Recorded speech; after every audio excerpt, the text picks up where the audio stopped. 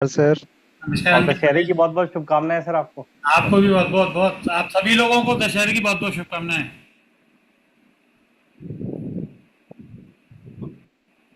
छतरपुर तक नहीं पहुंची है अभी। शैलेश भाई नमस्कार। नमस्कार, छतरपुर तक नहीं पहुंची, शुभकामनाएं आपकी। जी कहाँ था, छतरपुर तक? हाँ। सर अब पहुंच गई, देखिए सीधे पहुंचा दी मैंने चलिए ठीक है। IMTS से। हाँ ठीक है हाँ सर। हाँ। टाइम हो चुका है, अब वेबिनार शुरू करते हैं। जी सर। वे अंकित जी, जी सर। गायत्री मंत्र के बाद एक बार जो हर्ष भाई साहब को जो ना जी जी जी। शुभकामनाएं और अर्पित कर देना। हाँ जी सब हाँ जी लोग हाँ कर जी सर। देंगे सर, सब जी लोग कर सर, देंगे। सभी हाँ, करें सर। और मैंने लड्डू मंगवा के रख रखे हैं, मैं आपको कैसे भिजवाऊँ ये और बता दो। अब भाई साहब ये नहीं तो नहीं, आप हम लोग सभी का निकाला फेसबुक हो में आप। उनको सर, अपना सभी के नाम के डिटेल्स आप, दे देते सभी हैं। का नाम लेते रहना, आप मे, खाते रहना। मेरे नाम से सब अंकित लेके जी, खा लो। हम लोग फेसबुक पे ही रिक्वेस्ट दे देते हैं कि आते समय लेके आए। फेसबुक के थ्रू तो बात हो ही रहा है ना अपने। हाँ, उपाध्याय जी हम तो ये कह रहे हैं हमारे कोटे का रख लो, जब भी मिलेंगे तो खा लेंगे विद इंटरेस्ट। नहीं कोटे के नहीं, आप लेके खा लो, जब मैं मिलूं मुझसे पेमेंट ले लेना। अच्छा। ये भी ठीक है, ये भी ठीक है। क्योंकि लड्डू तो खराब हो जाएंगे जब तक रखे रखे। एक तरीका और मैं आपको बता रहा हूँ, अगर आप माने हाँ, तो। नहीं तो जितने भी विदेश लोग से यहाँ वो दिख रहे हैं ड्राई सबके फ्रूट अकाउंट में आप टाइप का 100 रुपये चीज ले आए ट्रांसफर ना, कर ही दो। तो हम लोग आ जाएंगे हापुड़ खाने नहीं के लिए, सर, उसमें क्या दिक्कत है। नहीं जोमेटो नहीं। सर्विस जिंदाबाद। सब जगह की जोमेटो। नहीं, आप एक आप काम करो। हापुड़ आओ या गाजियाबाद आओ, आप सभी का स्वागत है। नहीं, मेरा निवेदन आपसे ये था कि आप जी, बिल्कुल आएंगे आप सर, हम सबके जरूर आएंगे। सबसे मोबाइल नंबर लो, सबके अकाउंट में फोन पे कर दो। और मैं हम वो लोग चलाता नहीं हूँ जी, फोन पे पेटीएम मैं कुछ नहीं चलाता। शैलेश आपका। भाई, इसलिए यहाँ तक कैश का मतलब है बस। शैलेश भाई जी सर। आप क्यों करा रहे हो? पर डे की इंटरेस्ट लगने दो ना, जिस दिन मिलेंगे तो ज्यादा अच्छा मजा आएगा। हाँ, एक जाबाज दिन भी हाँ के पैसे मिलेंगे। हाँ, इंटरेस्ट सहित भुगतान मिल जाएगा। हाँ। है। ये सही है। सर अब तो इंटरेस्ट पेनल्टी सरकार भी वेव कर रही है, आप क्यों इंटरेस्ट से डरा रहे? नमस्कार अंकित सर। ठीक। नमस्कार सर, नमस्कार। जिससे आज सो की गया था, नींद आ गई थी। वही देख रहे थे सर, मैंने कहा आज इम्पोर्टेंट डे पे सर की अनुपस्थिति कैसे। दिखते नमस्कार से सो बोथरा गया सर। था। नमस्कार जी। नमस्कार नमस्ते बोथरा संजय सर। सर। नमस्कार बोथराज, आप क्या हालचाल? सर बढ़िया है। हल्की सी नींद ले ली आपने? नहीं नहीं, सोया था 10 मिनट के लिए, सो गया 1 घंटा। अच्छा, फ्रेश हो जाएंगे। ठीक है सर, हाँ आज की लिए। वेबिनार स्टार्ट करते हैं। जैसे कि हमारी प्रथा है, पहले गायत्री मंत्र।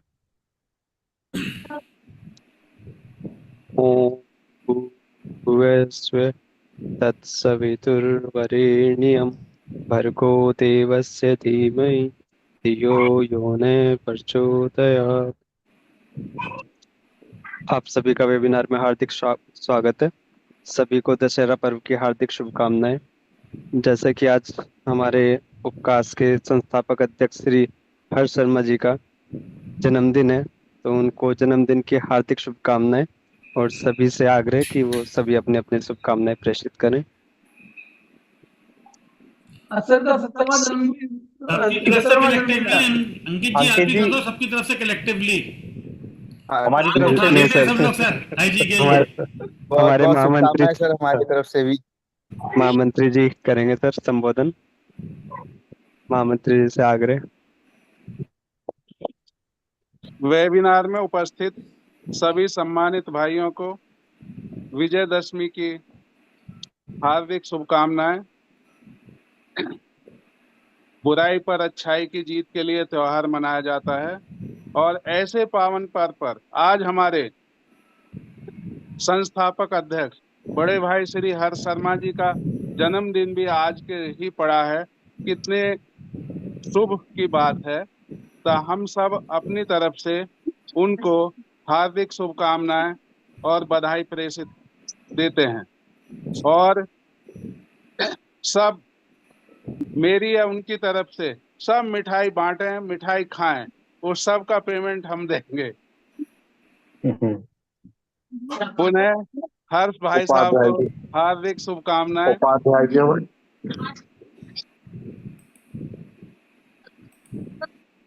हमारे हर्ष भाई साहब 17 तारीख में लौट आएंगे हापुड़। आप सभी से आग्रह है कि जिस दिन भी आप छुट्टी पड़े आप गाजियाबाद आकर मेरे साथ हापुड़ चलें, वहीं सबको आपको मिठाई खिलाई जाए। धन्यवाद। Thank you sir, thank you. आज शर्मा जो है ना संस्थापक उपकाश के, उनका जन्मदिन भी है। वो है नहीं, वो आउट ऑफ स्टेशन।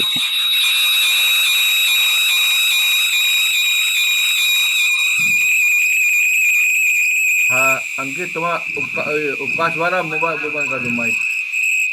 अंकित भैया बंद है सर, मेरे यहाँ से उपकाश तो वाला चालू है, चालू आवाज आ रही है। नहीं, उससे आवाज नहीं आती सर, डबल उसमें है आवाज आ नहीं रही माइक, है। कहीं और से आ रही है सर। बोथा जी के दो है, हम बोथा जी नहीं, बंद कर रहे हैं। संजय सर का चल रहा है। संजय सर का। सर मैं कैंसिल कर रहा हूँ, मैं कैंसिल कर हाँ मेरा जी, कंप्यूटर हो का गया, आवाज, अब हो गया। कंप्यूटर का आवाज सुनाई दे रहा है? हाँ समझ रहा है। सही आ रही है सर। चलिए अब आप कार्यक्रम शुरू जी कीजिए। सर। आज के सरस्वती पुत्र हमारे श्री अजय कुमार बोत्रा जी हैं। वो अपने GST 1% पर अपना उद्बोधन देना चाहते हैं। उसको वो डिस्क्राइब करेंगे किस तरीके से उन्होंने उसको कैसे कैसे मैनेज किया और लेटर भेजा। श्री अजय बोत्रा जी का स्वागत है। श्री अजय कुमार बोत्रा जी। अंकित सर, जी सर। तो शेयर स्क्रीन वाला वो दे दीजिए ऑप्शन मेरे को। कर दिया सर, आप कर लीजिए, शेयर कर लीजिए, अलाउ कर दिया मैंने। दीदी वानी में आपका हार्दिक अभिनंदन है सर। दीदी वानी कार्यक्रम के चतुर्थ वर्ष को सफलपूर्वक ज्ञानवर्धन करते हुए पूर्ण करने पर समस्त कर विशेषज्ञों को दशहरा की हार्दिक शुभकामनाएं एवं बधाई। आप सभी के सहयोग से आयोजित 248वां उपवास का वेबिनार में GST को समझने के लिए मुझे समय दिया। इसके लिए GST के सभी उपवास के सभी सम्मानित पदाधिकारी को धन्यवाद करता हूँ। आज तारीख 12 अक्टूबर 2024 शनिवार है। उपवास के वेबिनार में ज्वाइन करके आपका उपवास, सबका विकास, सबका विश्वास, सबका प्रयास से प्रेरणा मिलेगी भविष्य के लिए GST को कैसे तैयार किया जाए। फाउंडर संस्थापक हर्ष शर्मा जी का आज 71वां जन्मदिन है। उनके लिए उनको बहुत बहुत बधाई देता हूँ।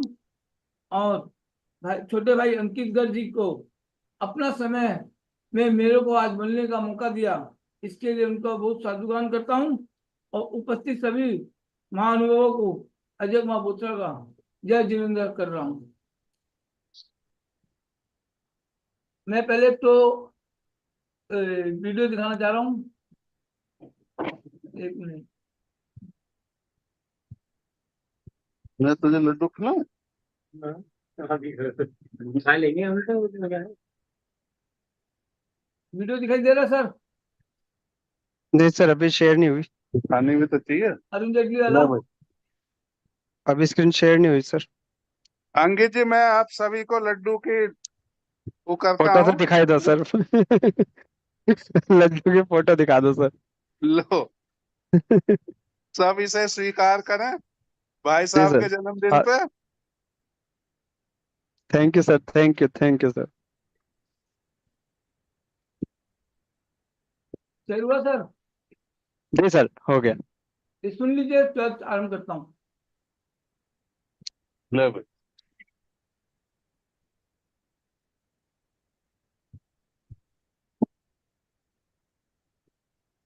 मैं भी खा लूं?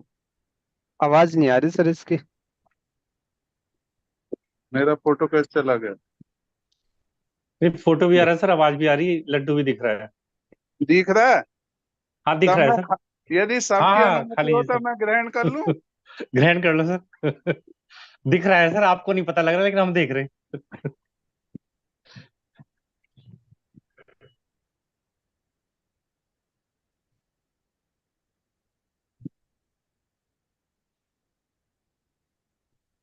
हेलो, जी सर जी।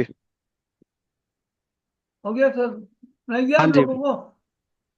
सुनाई नहीं दिया। उसमें वो वीडियो थी उनकी, जेटली जी की, जिसमें उन्होंने उसके लिए कहा था कि GST कैसे कैसे स्टेट्स को डिवाइड होगा। मैं दिखा रहा अपना उद्बोधन चालू कर रहा हूँ। हाँ भैया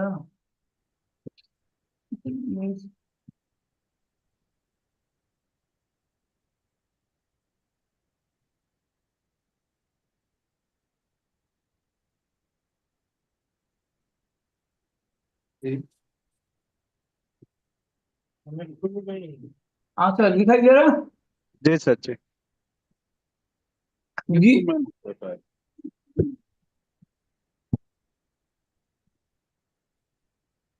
अजय कुमार कहता है कि जीएसटी में गुड्स का कोई टैक्स ही नहीं है। आप समझे जीएसटी में गुड्स पर टैक्स कैसे नहीं है? जीएसटी का अर्थ है वस्तुओं पर सामान्य कर संग्रह। इसका मतलब यह हुआ कि गुड्स पर टैक्स चुकाने के बाद में मुनाफे पर कम से कम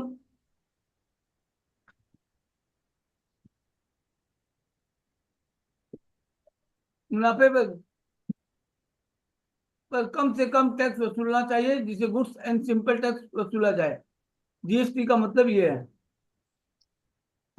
अब ये जीएसटी 1% कैसे इम्प्लीमेंट होगा उसकी थोड़ी सी भूमिका बता रहा हूँ।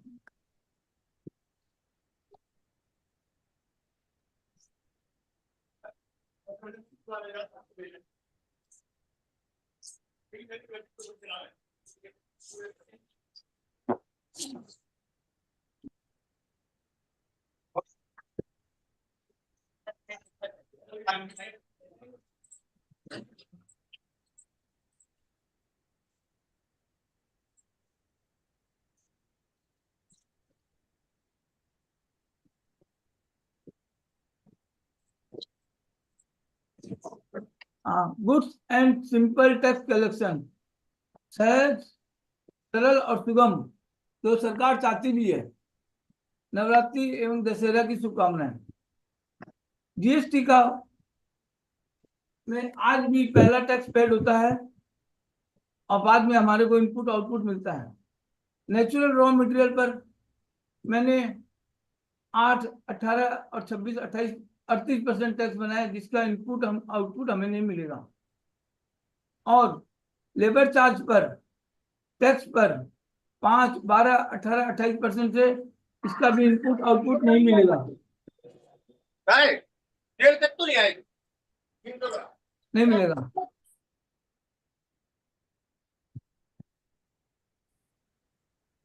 Natural raw material first tax और लेबर चार्ज प्लस टैक्स को जोड़कर गुड्स विथ फर्स्ट टैक्स बनेगा।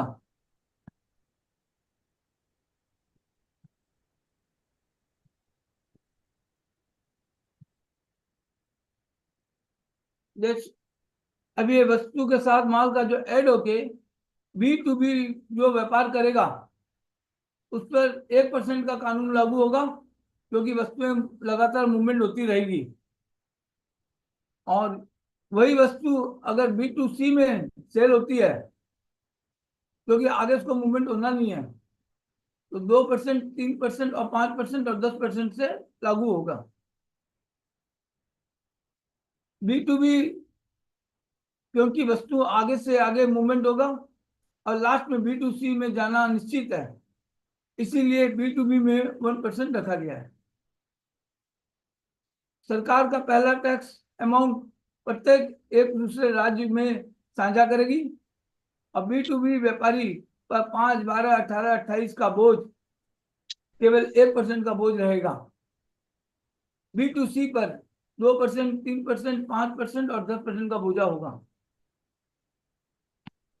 आज सभी सेक्शन 5, 12, 18, 28 से टैक्स प्लस 200% जुर्माना किया जाता है। जीएसटी 1% होने से जहां पर प्रोडक्ट मैन्युफैक्चरिंग हुआ वहीं पर टैक्स माल के साथ जुड़कर सभी प्रकार के 5, 12, 18, 28% को खत्म हो जाएगा। उसके बाद मुनाफा के ऊपर B2B बिजनेस के लिए और B2B बिजनेस के लिए 1% और B2C बिजनेस के लिए 2, 3, 5, 10% का नियम रहेगा। इससे व्यापारी भ्रष्टाचार बचेगा और सरकार की रेवेन्यू बढ़ेगी लगभग 32%।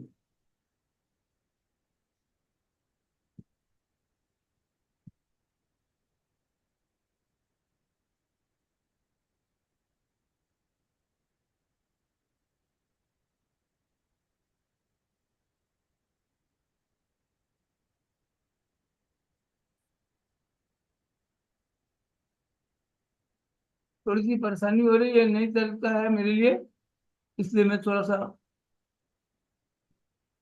ठीक से नहीं कर पा रहा हूँ, तो आप लोग से क्षमा चाहता हूँ।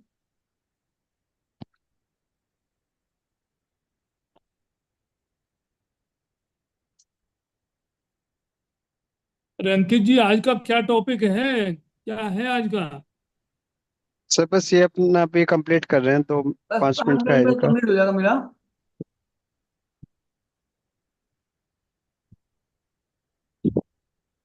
हाँ, टैक्स का सारा पैसा सरकार के पास जमा होता है।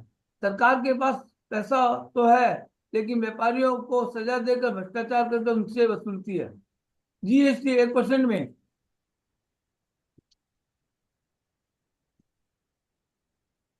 फर्स्ट टैक्स का पूरा का पैसा सरकार के पास जमा रहेगा, जिससे व्यापारी को उससे कोई लेना देना नहीं रहेगा। लेकिन हम भ्रष्टाचार मुक्त बाजार भी बनाएंगे। जीएसटी 1% कैसे इम्प्लीमेंट होगा, कैसे सेटअप होगा, पूरा डिटेल सरकार को बताऊंगा, अगर सरकार मेरे को समय दे तो। व्यापारी आज जैसे रिटर्न भरते हैं वैसे ही भरना है। सिर्फ 1% का जब रिटर्न भरेंगे, वहां पर HSN कोड से टैक्स रेट बताना है, और 5, 12, 18, 28 का है जो आज कर रहे हैं। GST 1 रिटर्न में सरकार आपस में एक दूसरे को पैसा का लेन देन कर सकेगी। बस इतना ही करना है और कुछ नहीं करना है।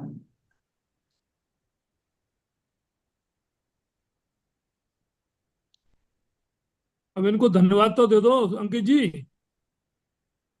जी सर बस बोधराज जी को कर धन्यवाद रहे तो हो। दे दो। अब जैसे GST R1 में अपना रिटर्न भरते हैं, सेक्शन 12 में देख लीजिए, ऐसे ही अपनी रिटर्न भरते हैं। सर मेरा प्रश्न आपसे है, ये जो मैं दिखा रहा हूँ ये रिटर्न आप भरते हो कि नहीं GST R1 में? हेलो, जी सर, हाँ जी हाँ जी, भरते हैं ना? जी सर। इसमें केवल एक ही आपको बताना है कि मैं एक एग्जाम्पल ले रहा हूँ 5% वाली आइटम में, कि 1000 रुपये का वस्तु है, उस पर 50 रुपये टैक्स है 5% के हिसाब से। अगर दूसरे स्टेट में जाएगा उसको 25% देना पड़ेगा दूसरे स्टेट को। आज जब दूसरे स्टेट में माल जाता है तो हमारे को जब IGST से 100 रुपये अगर आता है तो उसका आधा 50 रुपये मिलता है। इसी तरह ये फॉर्मेट मैंने बनाया है कि अगर दूसरे स्टेट में माल गया तो 25 रुपया B2B में मिलेगा, 25 और 10 35 रुपया, और अगर B2C से जाता है तो उसी स्टेट को 45 रुपया मिलेगा। इस प्रकार ये रिटर्न भरेंगे, सब तो चले गए एक करके, आपको कोई तरह की असुविधा नहीं होगी। भाई नहीं आए, बाकी सब आए। अब कलेक्शन GST में आज देखिए 100 रुपया के माल पर 12 रुपया टैक्स है। मूवमेंट करते करते अगर 200 रुपये तक जाती है तो 24 रुपये टैक्स होता है। GST 1% में अगर B2B बिजनेस है तो 200 तक तो जाएगी तो 20 रुपये 14 पैसा, और B2C तक जाएगी तो 24 रुपये 54 पैसा। और ये निश्चित है कि B2B में से B2C निश्चित जाना ही है। इसका मतलब सरकार की रेवेन्यू कहीं लॉस नहीं कर रहा हूँ। सरकार की रेवेन्यू उल्टी 24 की जगह 54 पैसा और बढ़ाया ही है मैंने इस प्रोग्राम में बताने के हिसाब से। GST 1% सिंगल पॉइंट टैक्स है।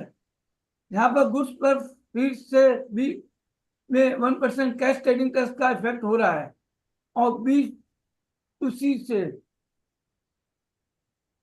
3% का हो रहा है। असर ज्यादा नहीं होने के ज्यादा असर ज्यादा नहीं हो रहा है, कारण कि बीच में मूवमेंट 1% से हो रहा है, लेकिन कंप्लायंस सरल हो जा रहा है। टैक्स कलेक्शन भी अच्छा हो रहा है, और व्यापारी पर 5, 12, 18, 28 के हिसाब से बोझा भी खत्म हो जा रहा है। यदि कंप्लायंस में कोई गलती या भूल हुई तो, जैसे वे बिल में डेट टाइम कुछ भी पेपर वर्क में भूल हुई, तो B2B में 1% से दंडित होगा, और जो B2C वाला होगा वो 3% से दंडित होगा। ये प्रोजेक्ट मैंने 12% GST पे बनाया है। इन्वर्टर ड्यूटी एकदम खत्म हो जाएगा, जिसमें टैक्स ना तो ऐड होगा ना रिफंड होगा। अच्छा, अभी जीएसटी 1% का बिलिंग कैसे डेमो होगा वो आपको समझाने की कोशिश कर रहा हूँ। मान पहला टैक्स पेड होने के बाद में समझिए 90 लाख की परचेज हुई है, उस पर 1% जीएसटी लग के 90,000 रुपये टैक्स बना, और उसने किसी सर्विस ली है 1 लाख रुपए की, उस पर 5% से 5,000 रुपया टैक्स बना। अब B2B में सेल दिखाता हूँ। सपोज करिए कि उन्होंने 60 लाख का माल बेचा B2B में, तो 1% से 60,000 रुपया टैक्स बना। डिफरेंस टैक्स हुआ कि 90,000 रुपया पहले दिया हुआ था और 60,000 रुपया आपने आउटपुट टैक्स की लायबिलिटी बनाई, तो आपकी 30,000 रुपया बैलेंस बच गया। रिजल्ट हुआ कि आपका इधर टैक्स नहीं बना। यही और बैलेंस आपका माल B2C में बिका 40 लाख में, उसमें 12% की आइटम पर 30% टैक्स लगाना है, तो 1,20,000 रुपया कलेक्शन हुआ। डिफरेंस टैक्स हुआ 1,20,000 माइनस 30,000 इक्वल टू 90,000 का। पेबल अकाउंट में डिफरेंस टैक्स 90,000 और माइनस RCM का जो 5,000 आपने जमा दिया था वो माइनस करके आपका रिजल्ट हुआ 85,000। मतलब 1 करोड़ का टर्नओवर किए और 85,000 रुपये आपको टैक्स भरना पड़ा। वर्क कैसे हुआ?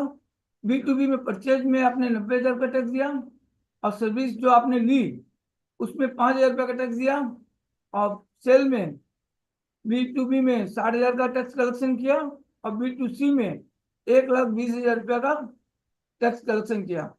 पेबल टैक्स का अमाउंट बना 1,80,000 minus input 95,000 equal to 85,000। RCM के नगद भुगतान किया और उसका लाभ इनपुट में भुगतान करके नगद दावा किया गया।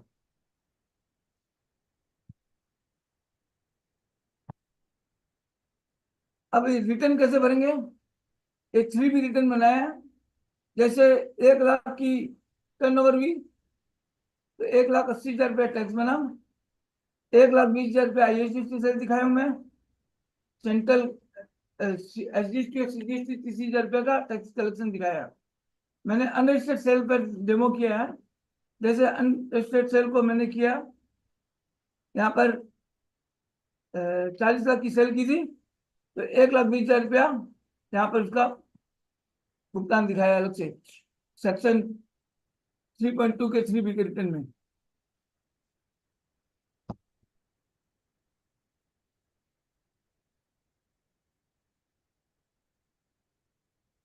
और इसका जैसे परचेज का मेरे जैसे 90,000 रुपया ITC मिला था, 45,000 रुपया, और सर्विस ली थी उसका 5,000 रुपया लिया था। ये GST रिटर्न अपने भरते हैं वैसे ही है। अब इसका एडजस्टमेंट कैसे हुआ वो बता रहा हूँ। IGST टैक्स 1,20,000 की लाइबिलिटी बनाई थी, जिसमें 5,000 रुपया सर्विस टैक्स का जो जमा दिया था वो पैसा ऐड किया, एडजस्ट किया, और CGST से परचेज की थी जो 45,000 वहां से, और SGST से परचेज हुई थी वहां का 45,000 रुपया। तो 1,20,000 रुपया IGST टैक्स में 25,000 रुपया कैश का भुगतान हुआ। 45,000 रुपया CGST से मिल गया, 45,000 रुपया IGST से मिल गया, और सेंट्रल टैक्स का 30,000 की जो लाइबिलिटी बनी थी तो कैश पेमेंट से 30,000 रुपया हुआ। और उसी प्रकार स्टेट का हुआ। स्टेट में 20,000 रुपया बचा हुआ था, 30,000 रुपया टैक्स की लाइबिलिटी थी, वहां 30,000 रुपया कैश भरना पड़ा। यहाँ गलती किया मैंने, वहां 30,000 होगा।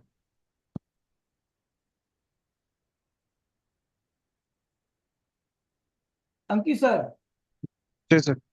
ये जो रिटर्न में बताया हूँ इसमें कुछ हाँ कमी जी। है? आपकी नहीं सर, GST ठीक ठीक है सर। आपके GST के नियम फॉलो ही कर रहा हूँ पूरा।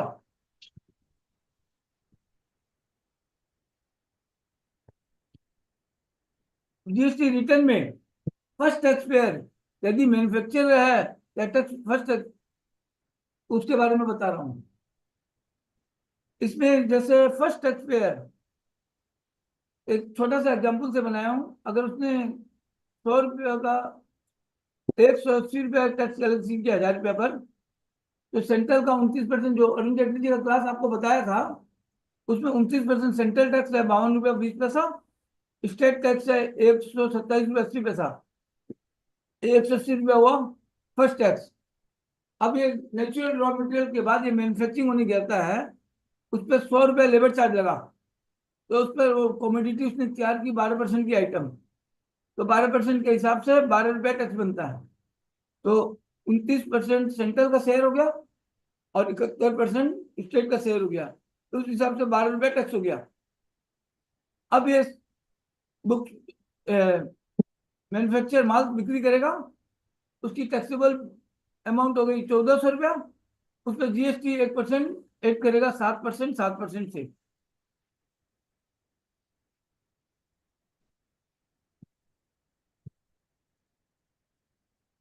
ओवरहेड खर्चा सपोज करिए 10 रुपया हुआ, उसका 1 रुपया 20 पैसा ऐड हुआ, टोटल उसने 207 रुपया टैक्स का भुगतान किया। तो जीएसटी पहला आदमी जो फर्स्ट टैक्स भरेगा वो इस टाइप से सरकार को अपने कंप्लायंस का रिपोर्ट करेगा।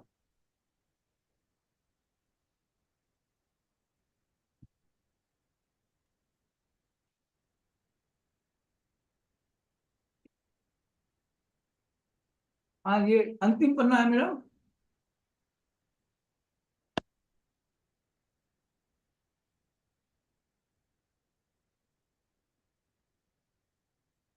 Condition and restriction and recover and interest, ये जीएसटी का मेन पार्ट यही है। सेक्शन 16 अपने को कंडीशन देता है, तो इसमें आज जैसे 5, 12, 18, 18 का रिस्ट्रिक्शन और कंडीशन है, तो जीएसटी में 1% का होगा, 17 में वही होगा। इसी प्रकार सभी तरह के एक जो सेक्शन बताए 16, 17, 34, 37, 42, 50, 73, 74, 122, 129, इन सब पर 1% का ही असर रहेगा। बी टू बी होगा तो 2%, 3%, 5% और 10% का रहेगा। और इस प्रकार अगर छोटा अमाउंट होगा तो पेमेंट करके प्रॉब्लम सॉल्व की जाएगी, और बड़ा अमाउंट होगा तो कोर्ट मूव करेगा। जीएसटी 1% का मेरा यही गवर्नमेंट डेमो बनाया हुआ है। अब किसी को कोई प्रश्न पूछना तो पूछे, मैं इसका जवाब दूंगा।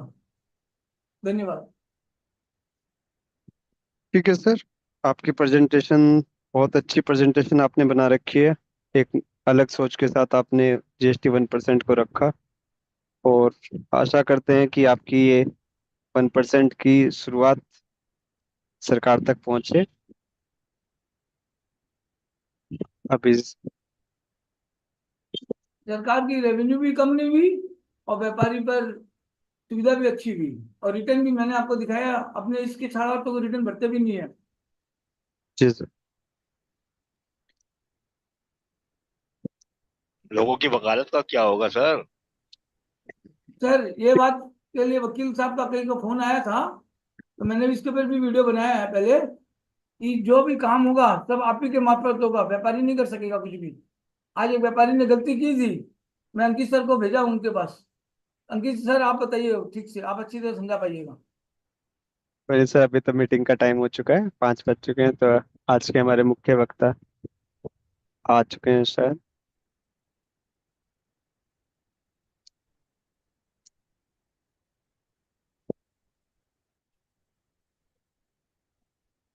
आज के हमारे मुख्य वक्ता आ चुके हैं। श्री शैलेश सर से निवेदन है कि वो उनका स्वागत करें। शैलेश सभी सर। को जी सर, धन्यवाद अंकित भैया। और सबसे पहले तो आज दशहरा के अवसर पर हम सब एकत्रित हैं। आप सभी को विजयदशमी की बहुत बहुत बधाइयाँ, बहुत बहुत शुभकामनाएं। और जो भी हमारे वरिष्ठ सदस्य यहाँ पर उपस्थित हैं, सभी के चरणों में सादर प्रणाम स्वीकार करें। और छोटे जो भाई हैं सभी को शुभकामनाएं हैं, आशीर्वाद है। और आज हमारे उपकाश के संस्थापक अध्यक्ष श्री हर्ष शर्मा जी का जन्मदिन भी है, तो उनको भी बहुत बहुत बधाई है और उनको शुभकामनाएं, और उनका आशीर्वाद हम सब पर बना रहे। वैसे ही जैसे हमेशा उन पर बना हम सब पर बना रहता है। अभी आज की तारीख में वो आज हमारे बीच उपलब्ध नहीं है, हालांकि वो इस समय अमेरिका में है और संभवतः सो रहे होंगे या उठने की तैयारी कर रहे होंगे। तो देर सवेर हम सब उनको बधाई दे ही देंगे। और आज हम जो जिन उद्बोधक का परिचय देने चाह रहे हैं, वो हमारे मध्य प्रदेश के सर्वमान्य सबसे गुणी वकीलों में से एक माने जाते हैं, श्री अमीश दुबे जी। और ये हमारे मध्य प्रदेश की शान है। और ये इंदौर से बिलोंग करते हैं हालांकि, और लेकिन पूरे मध्य प्रदेश में इनकी बात सुनी जाती है और सब लोग इनकी बात मानते भी हैं। आप B.Com हैं टैक्सेशन के माध्यम से और प्रैक्टिस कर रहे हैं 1989 से। आप डीजे दवे एंड कंपनी एक चार्टर्ड अकाउंटेंट फर्म से संबंधित हैं।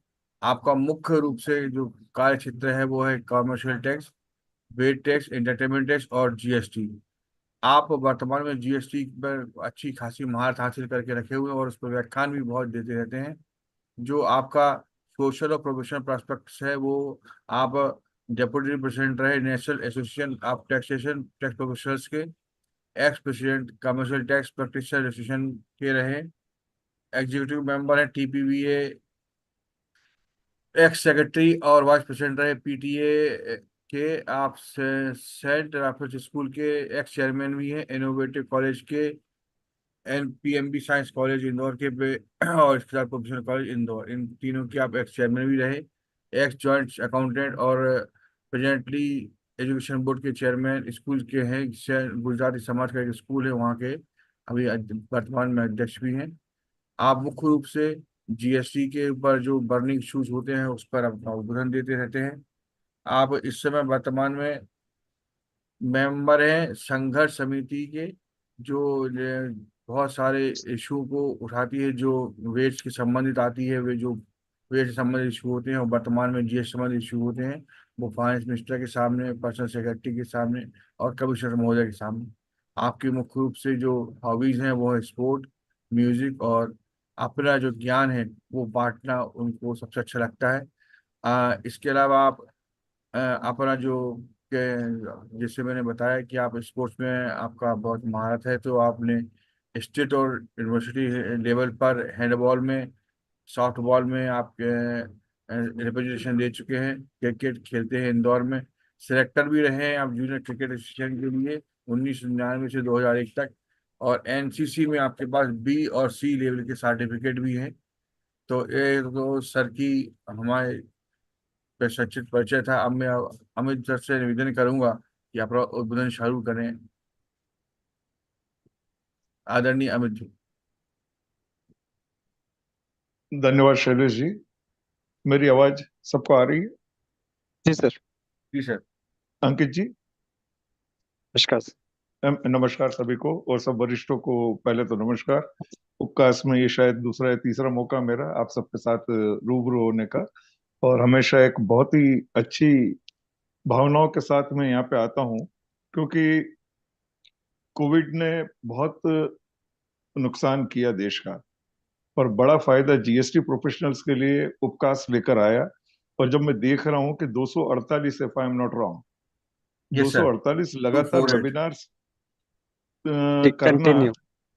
इस दौरान देश में कई संगठन खड़े हुए हैं जिन्होंने ये दावा किया कि हम लोगों के लिए काम करते हैं या प्रोफेशनल्स के लिए काम करते हैं, पर उन सबसे ऊपर में अभी फिलहाल देख पा रहा हूं तो सिर्फ उपकाश है, जो 248 लगातार शनिवार पे लोगों को अपने ज्ञान के साथ में लाभान्वित कर रहा है। तो मैं सबसे पहले उपकाश के सभी पदाधिकारी और विशेष रूप से हर्ष शर्मा जी, जो कि इसके संचालक भी हैं और इस बात को सोच के उन्होंने इसको बनाया भी है, और आज उनका जन्मदिन है, तो उनको बधाइयाँ। साथ में छतरपुर, होशंगाबाद के एसोसिएशन जो जुड़ के हमेशा साथ में काम करते हैं, उनको बहुत बहुत बधाइयाँ और धन्यवाद।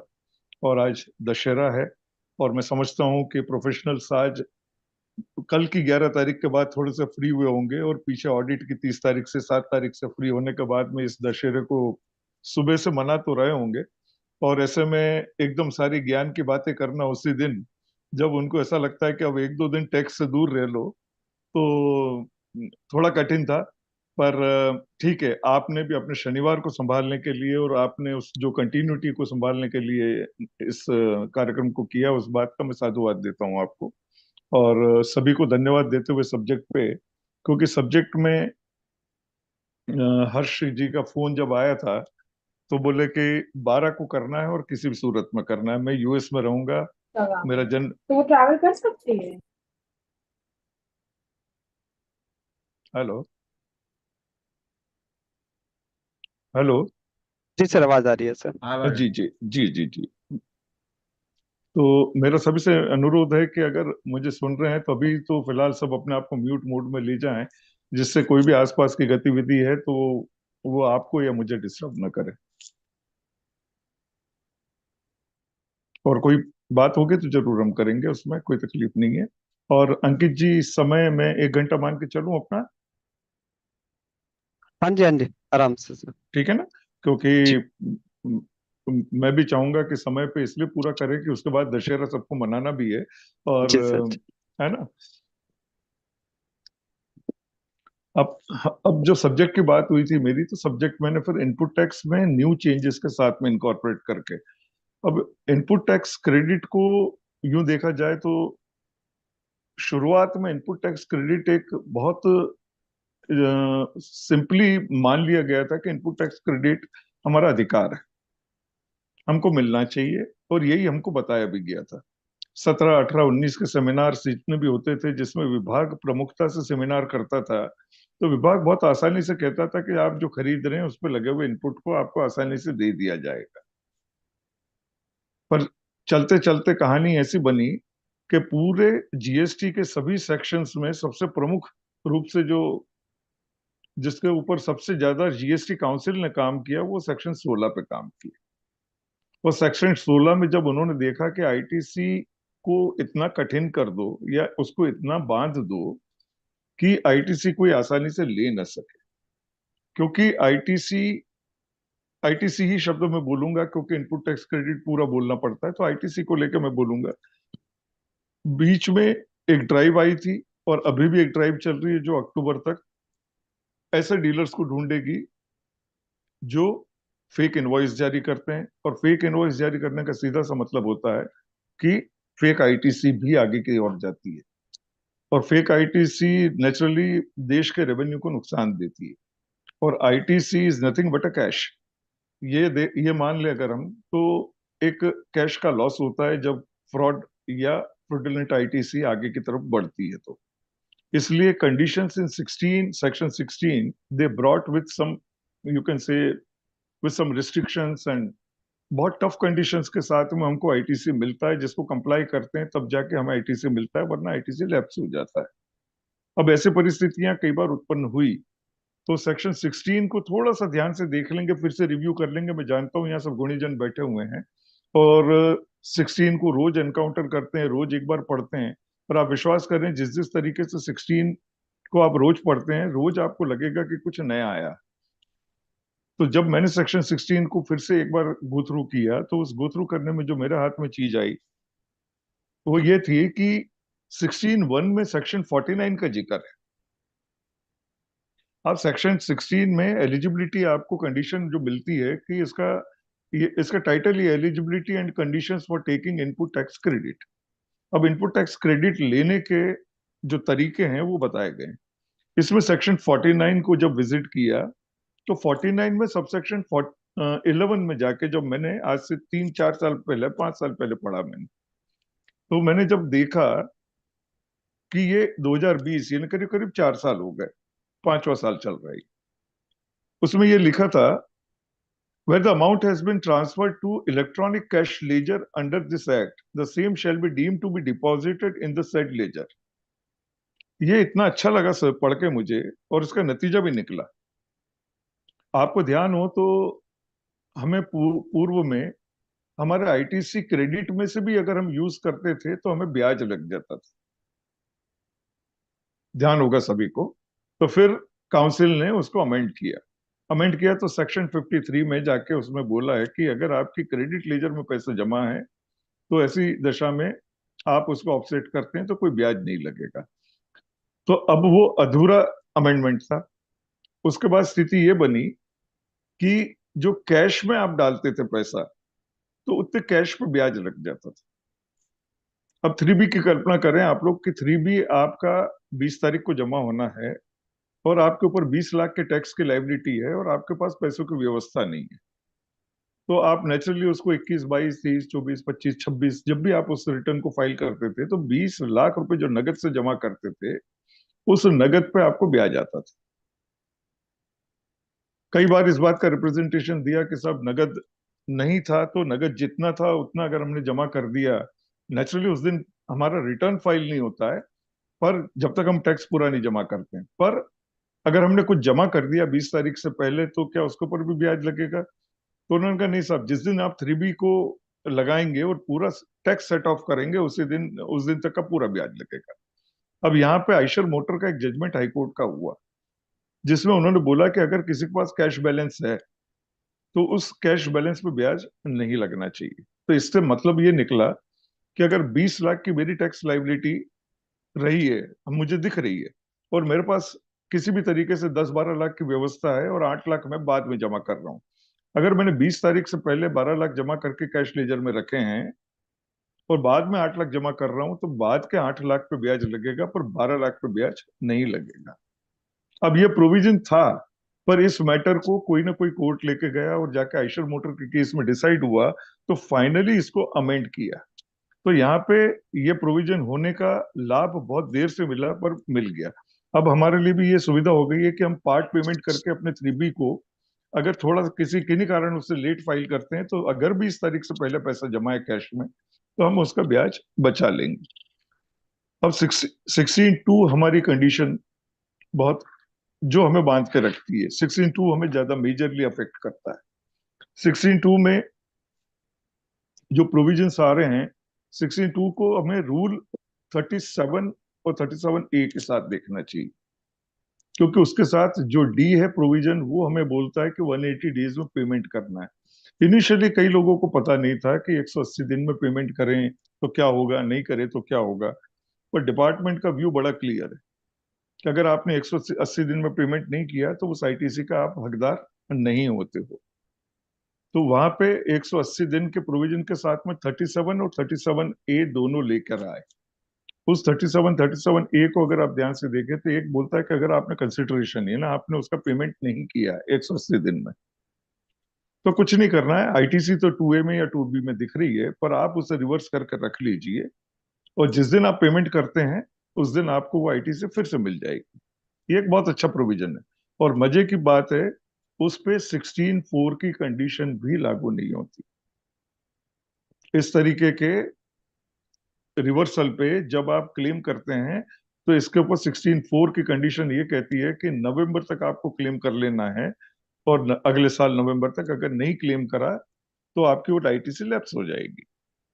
तो यहाँ 16(4) का राइडर ये देखे कि इसमें वो कंडीशन नहीं बनती है और आप आराम से अपनी ITC फिर से रिक्लेम कर सकते हैं। दूसरे केस में 37A में बोलता है कि सामने वाले ने टैक्स जमा नहीं किया है और फिर भी आपको मिल गया, तो आपने कम से कम ये कर लेना कि अपने ITC रिवर्स करके रख लें।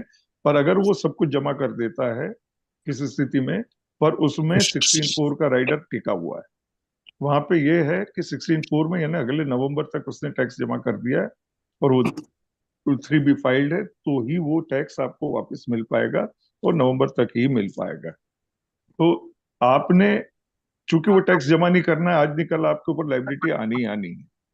तो यहाँ पे ये सोचने की बात है 37 और 37A को साथ में पढ़े हम लोग। अब 16(3) हमको क्या कहता है? 16(3) हमको जो कहता है कि डेप्रिसिएशन कैपिटल गुड्स के साथ में, कि अगर डेप्रिसिएशन क्लेम करते हैं तो इन केस में आपको ITC नहीं लेनी। और सबसे बढ़िया कंडीशन आई थी 16(4) पे आके हमारा सेक्शन पूरा हो जाता था। अब 16(4) पे हमारा सेक्शन कहता था कि आपकी जितनी ITC है, डेबिट यानी आपका जितना सेल इनवॉइस है, डेबिट नोट्स हैं, इन सबको इफेक्ट देना है और ITC को फाइनल इफेक्ट देना है। तो आपको पहले जो तारीख थी वो सितंबर थी, जिसका कि 20 अक्टूबर की इफेक्ट थी, जिसको बढ़ा के उन्होंने नोटिफिकेशन से 22/12/20 से इसको 1/1/21 से इसको इफेक्ट देकर उन्होंने ये बोला कि आप 30 नवंबर तक अगर वो रिटर्न फाइल करते हैं और अपने आईटीसी क्लेम कर लेते हैं तब तो वो आपकी है। अगर वो 1 दिसंबर को भी अगर आपने वो रिटर्न लगाया है और आईटीसी क्लेम करी तो वो आप उसके हकदार नहीं होंगे।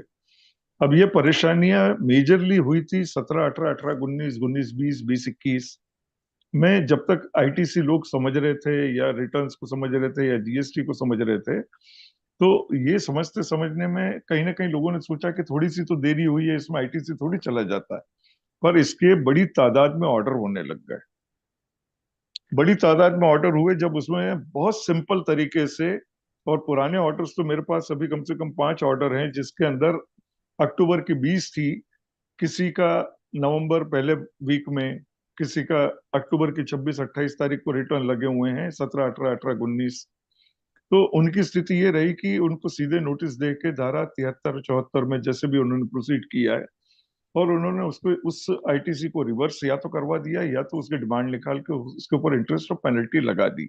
अब ये इशू था तो बर्निंग बहुत, क्योंकि उस समय रिटर्न्स अपने, ये लोग रिटर्न ही डाल लेते थे या इसमें अपने आप को अचीवमेंट समझते थे। अब उसकी समय सीमा का पालन कर लें, या आप ये समझें कि आप देखिए कि जीएसटीआर 9 और 9C की कई बार तारीखें बढ़ी, तो लोग समझ ही नहीं पाए कि इस तरीके से आईटीसी समय पे क्लेम नहीं किया है या अवेल नहीं किया है तो फिर ये कभी भी नहीं मिलेगा। तो कई व्यापारियों का इस तरीके से आईटीसी बहुत बड़े पैमाने पर रुक गया। और इस बड़े पैमाने पर रुकने में सबसे बड़ा मुझे इंस्टेंस याद आता है, वो मैं 16.5 और 16.6 के साथ चर्चा करूंगा, तब आपको उसको जोड़ के चलूंगा मैं। क्योंकि आपको ध्यान हो तो बीच में एक एमनेस्टी आई थी रजिस्ट्रेशन को लेके 2023 में, जिसमें जिनके पुराने रजिस्ट्रेशन थे उसको रिवाइव करने का या उसको फिर से जिंदा करने का उन्होंने एक एमनेस्टी दी थी, जिसमें आपका अपील का समय भी चला गया था या सब कोई भी परिस्थितियां थी, रिवोकेशन की भी उसमें पात्रता आ गई थी, और रिवोकेशन नहीं हो तो अपील के थ्रू आप अपना नंबर जिंदा कर सकते थे। कंडीशन ये थी कि आप अपने सारे रिटर्न्स फाइल कर देंगे, सारी लाइबिलिटीज पे ऑफ कर देंगे, तब आपके उस रजिस्ट्रेशन को हम जिंदा कर देंगे। लोगों ने किया, बहुत खुशी खुशी पुराने जो नंबर 18, 19, 20 में कहीं पे कैंसिल थे या 21, 22 में कैंसिल थे, उन्होंने ढूंढ ढूंढ के अपने नंबर जिंदा करवा लिए और अपने रिटर्न भी फाइल कर लिए। अब उस दिन तक सबके दिमाग में बड़ी साफ थी कि हम जो रिटर्न फाइल करेंगे उसमें आउटपुट लाइबिलिटी जो भी होगी हमारी, उसमें इनपुट माइनस करेंगे और जो बैलेंस लाइबिलिटी होगी तो हम पे करेंगे, नहीं होगी तो हम आगे बढ़ जाएंगे। और इस तरीके से लोगों ने रिटर्न भी अपने कमिट कर दिए। अब जब रिटर्न कमिट कर दिए और सब कुछ हो गया, नंबर भी जिंदा हो गया और आगे की कहानी चालू हो गई, all of a sudden Rajasthan में एक केस हुआ जहां अधिकारी ने जैसे ही उसने अपना रजिस्ट्रेशन रिवाइव किया और इमीडिएट उसको ये नोटिस दे दिया कि आपकी इनएलिजिबल आईटीसी है, ये 16.4 से बार्ड है, क्योंकि इस पे 16.4 लागू हो जाता है। आपने जिस समय का ये रिटर्न फाइल किया है उस समय के रिटर्न की पात्रता नवंबर में खत्म हो चुकी। तो ऐसे में आपके आईटीसी जो आपने लिया, आप जो आउटपुट टैक्स है वो तो आप भरिए, पर आईटीसी आप क्लेम मत करिए। आईटीसी को आप रिवर्स करिए या हम आपको डिमांड ट्रेस करते हैं, आप उसको भर दीजिए। बड़ा तगड़ा झटका लगा व्यापारियों को, वकीलों को, सबको कि ये क्या हो गया। हम तो नंबर जिंदा कराने गए थे और पता पड़ा कि आईटीसी का इशू आ गया। अब जब इस आईटीसी का इशू आ गया तो इमीडिएटली राजस्थान में आरके ज्वेलर्स का एक केस हुआ।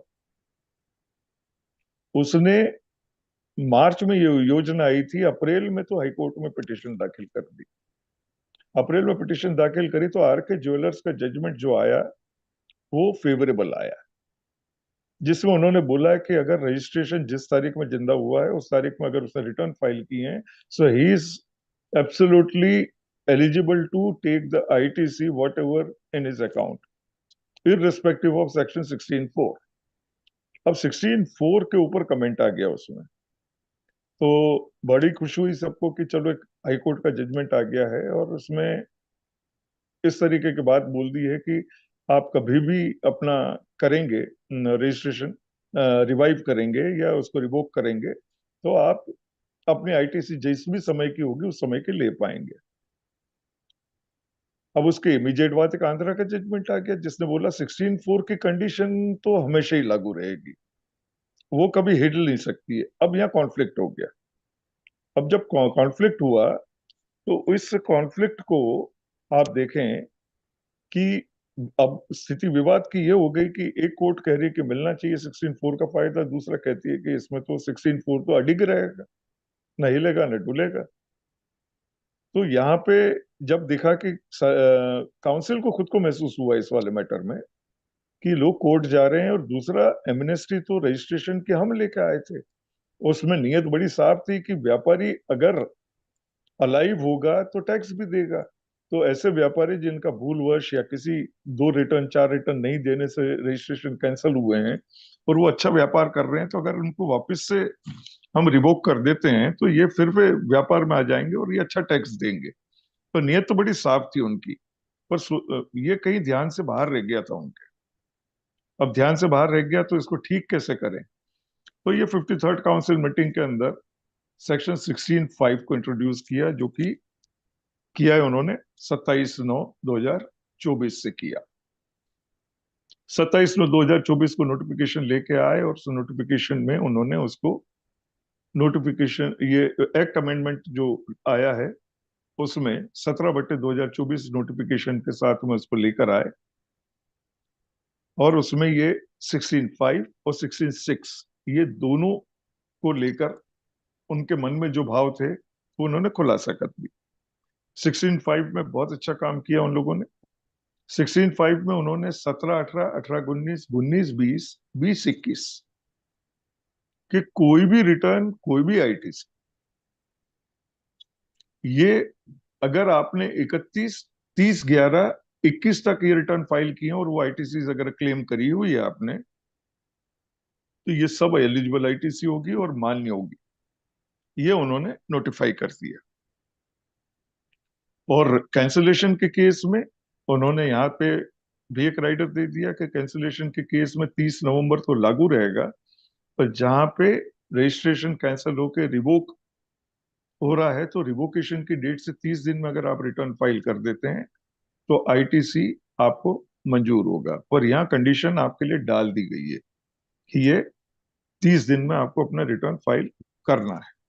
पर जो पहले परिस्थिति थी कि आपने रिटर्न दाखिल किया है या नहीं किया, पर 16(4) आपके ऊपर लागू रहेगा। यहाँ 16(4) से इसको नॉट स्टैंडिंग करके उसको बाहर किया हुआ था 16(5) में, और 16(6) में उन्होंने रजिस्ट्रेशन की कंडीशंस को ध्यान में रखकर रजिस्ट्रेशन को भी एक प्रोटेक्शन देने की कोशिश करी है। तो ये बड़ा वेलकम है। दोनों 5 और 6 दोनों आ तो गए। अब जब दोनों आ गए तो उसके बाद ये समस्या चालू हुई कि साहब उसमें एक लाइन लिखी हुई है कि जिनके रिटर्न 30/11/21 तक जमा हो चुके हैं। अब आज हम तो चल रहे हैं 24 में, 30/11/21 को रिटर्न भी जमा हो गए होंगे, पर उस समय के कई केसेस में सेक्शन 73 में या 74 में नेचुरली 16(4) की कंडीशन को लागू करते हुए कई डिमांड्स निकल गई होंगी, कई तरीके के कई केसेस में अपील हो गई होगी, कुछ डिमांड्स निकली होंगी तो वो पे नहीं हुई होगी, जिसको डिपार्टमेंट ने रिकवर नहीं किया होगा। तो उनको समझ में तो आ गया कि हम जो दे रहे हैं वो रिट्रोस्पेक्टिवली दे रहे हैं, पीछे वालों को दे रहे हैं, पिछले 4 सालों को दे रहे हैं। तब इन 4 सालों को देना है तो एक मैकेनिज्म तैयार करना था उसके लिए। तो उसका मैकेनिज्म एक लेकर आए, तो उसका रिसेंट नोटिफिकेशन 8 अक्टूबर को 22/2024 लेकर आए, और बहुत अच्छी सुविधा उसमें डाली है उन्होंने कि कोई भी डिमांड निकली पड़ी है आपके केस में, या यानी धारा 73 में निकली हो, 74 में निकली हो, 107 में निकली हो, 108 में निकली हो। अब 107 का मतलब तो ये होता है कि अपील ऑर्डर ही हो गया आपका। जब ऑर्डर हो गया तो बोले कि साहब ऑर्डर हो गया, तब हम कुछ नहीं कर पाएंगे आपके केस में। तो यहाँ पे एक बहुत अच्छा सा उन्होंने तरीका ढूंढा, और उसकी नोटिफिकेशन में कंडीशंस जो डाली है वो ध्यान देने योग्य है। नोटिफिकेशन में कुल 7 पॉइंट्स कवर किए हुए हैं। उन 7 पॉइंट्स को अगर ध्यान से देखेंगे तो फेज मैनर में उसको समझना है। सबसे पहले आपको एक रेक्टिफिकेशन की एप्लीकेशन डालनी है। जो रेमेडीज अवेलेबल है उसमें रेक्टिफिकेशन की एक, तो रेक्टिफिकेशन जो जाता है वो सेक्शन 161 में जाता है। सो 161 में आप पोर्टल पे जाते हैं, क्योंकि अभी तक मैंने टेस्ट नहीं किया किसी का, पर मुझे पूरा विश्वास है कि पोर्टल पे 161 की रेक्टिफिकेशन की अवेलेबल है, क्योंकि इसमें ये लिखा हुआ है कि you have to apply electronically online. So मुझे ये बताना जरूरी है कि कोई भी रेक्टिफिकेशन मैन्युअली फाइल करके अपेक्षा न करे कि उसकी सब चीजें ठीक हो जाएगी। अब अगर आपका 16(4) का मैटर है और उन 4 वर्षों से संबंधित है, 17, 18, 18, 19, 19, 20, 20, 21 से, और उसमें कोई सब्सटेंशियल डिमांड निकली हुई है, तो उस डिमांड पे जो इंटरेस्ट लगा हुआ है, जो पेनल्टी लगी हुई है, तो उस टैक्स को अगर हटाना है तो आपको प्रॉपर ऑफिसर को, आप ये ध्यान रखिएगा, ये कौन करेगा? ये वही करेगा जिसने आदेश, यानी जिस कुर्सी ने आदेश दिया था उसी कुर्सी को अप्लाई करना है आपको, क्योंकि अधिकारी तो बदल गए होंगे। अब कल को ये नहीं बोले कि प्रॉपर ऑफिसर तो साहब कोई बघेल साहब थे तो बघेल साहब को ढूंढ के अप्लाई करना है, ऐसा नहीं है। बघेल साहब अगर एज असिस्टेंट कमिश्नर ऑर्डर किए थे तो आपका जुरिडिक्शन रेंज 4 डिवीजन 5 था, तो आपको रेंज 4 डिवीजन 5 में ही रेक्टिफिकेशन अप्लाई करना है, और उस रेक्टिफिकेशन को इस नोटिफिकेशन की डेट के 6 महीने के अंदर करना है। आपको 6 माह के अंदर ये रेक्टिफिकेशन फाइल करना है, और उसके साथ एक अनेक्जर ए दिया हुआ है। आप जाएंगे तो अनेक्जर ए में उसकी कंडीशंस आपको दी हुई है, वो साथ में फ्लोट करनी। वो अपलोड करते हैं तो application would be visible to the proper officer. अब ये तो कंडीशन होगी 73, 74 में जिसका आदेश पास हुआ। जहां अपील होगी वहां क्या होगा? वहां अपीलेट अथॉरिटी को जाएगा, ठीक है? वहां अपीलेट अथॉरिटी को ये रेक्टिफिकेशन हिट होगा। जहां तक मैं समझता हूं, मैं ऑनलाइन में यानी मैं टेक्निकल साइट को ज्यादा देखता हूं, तो ऑनलाइन में जो बच्चे करते हैं इसलिए उन्हीं को पता रहता है ज्यादा, या जो वकील खुद रिटर्न भी प्रोसेस करते हैं, अपील भी खुद ही दाखिल करते हैं, तो उनको पता होगा। तो वहां पे रेक्टिफिकेशन हिट होगा अपीलेट अथॉरिटी। अब उनको भी बांध दिया है उन्होंने। उन्होंने बोला कि ये अपीलेट अथॉरिटी को या प्रॉपर ऑफिसर को जब हिट होता है तो उसको अपने रिसीव होने के 3 माह के अंदर इसका आदेश करना है। बहुत अच्छी स्थिति है कि आदेश करना है और उस डिमांड को रिड्यूस करना है, और जो फाइनल डिमांड बचेगी। अब यहाँ पे बहुत समझने वाली बात है कि हमारे कई बार मिक्स नेचर के ऑर्डर होते हैं। आज सेक्शन 74 में कोई ऑर्डर हुआ है, उसमें मिसमैच ऑफ आईटीसी का हुआ है, उसमें 16(4) की कंडीशन भी लगी है, उसमें रिवर्सल आरसीएम का भी कोई इश्यू है हमारा। अब ऐसा कोई फाइनल ऑर्डर हमारा आज की तारीख में हुआ पड़ा है। अब ये रेक्टिफिकेशन सिर्फ 16(4) के रिलेटेड टैक्स का होगा, not the whole tax would be rectified. 16(5) जो आया है 16(4) की एवज में आया है। इसलिए ये ध्यान रखना बहुत जरूरी है कि जब हम अप्लाई कर रहे हैं तो उसमें जो कंटेंट 16(4) का होगा वही रेक्टिफाई होगा। उसके अलावा कोई कंटेंट दूसरे ऐसे हैं जिनके ऊपर टैक्सेशन आप पे हुआ या डिमांड आप पे निकली हुई है, तो वो डिमांड यथावत रहेगी, या अगर अपीलेट ने उसके ऊपर रिलीफ दे दी है तो कोई तकलीफ वाली बात नहीं है।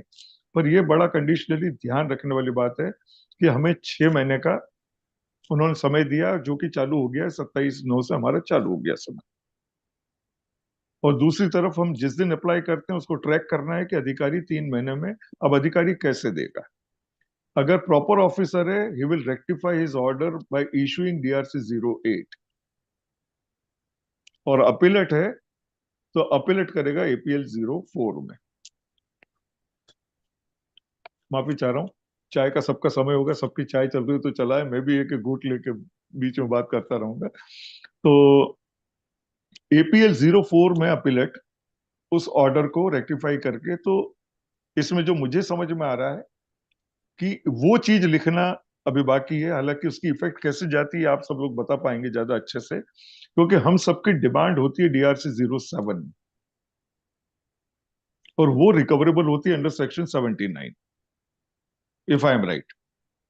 तो DRC 07 को इफेक्ट कैसे देगी ये, वो तो हमारी कोई घटना होगी उसके बाद ही हमें पता पड़ेगा कि DRC 08 अगर जारी होता है तो that is a replacement of DRC 07, और APL 04 का इफेक्ट आता है, तो DRC 07 को किस तरीके से रिड्यूस करेगा वो।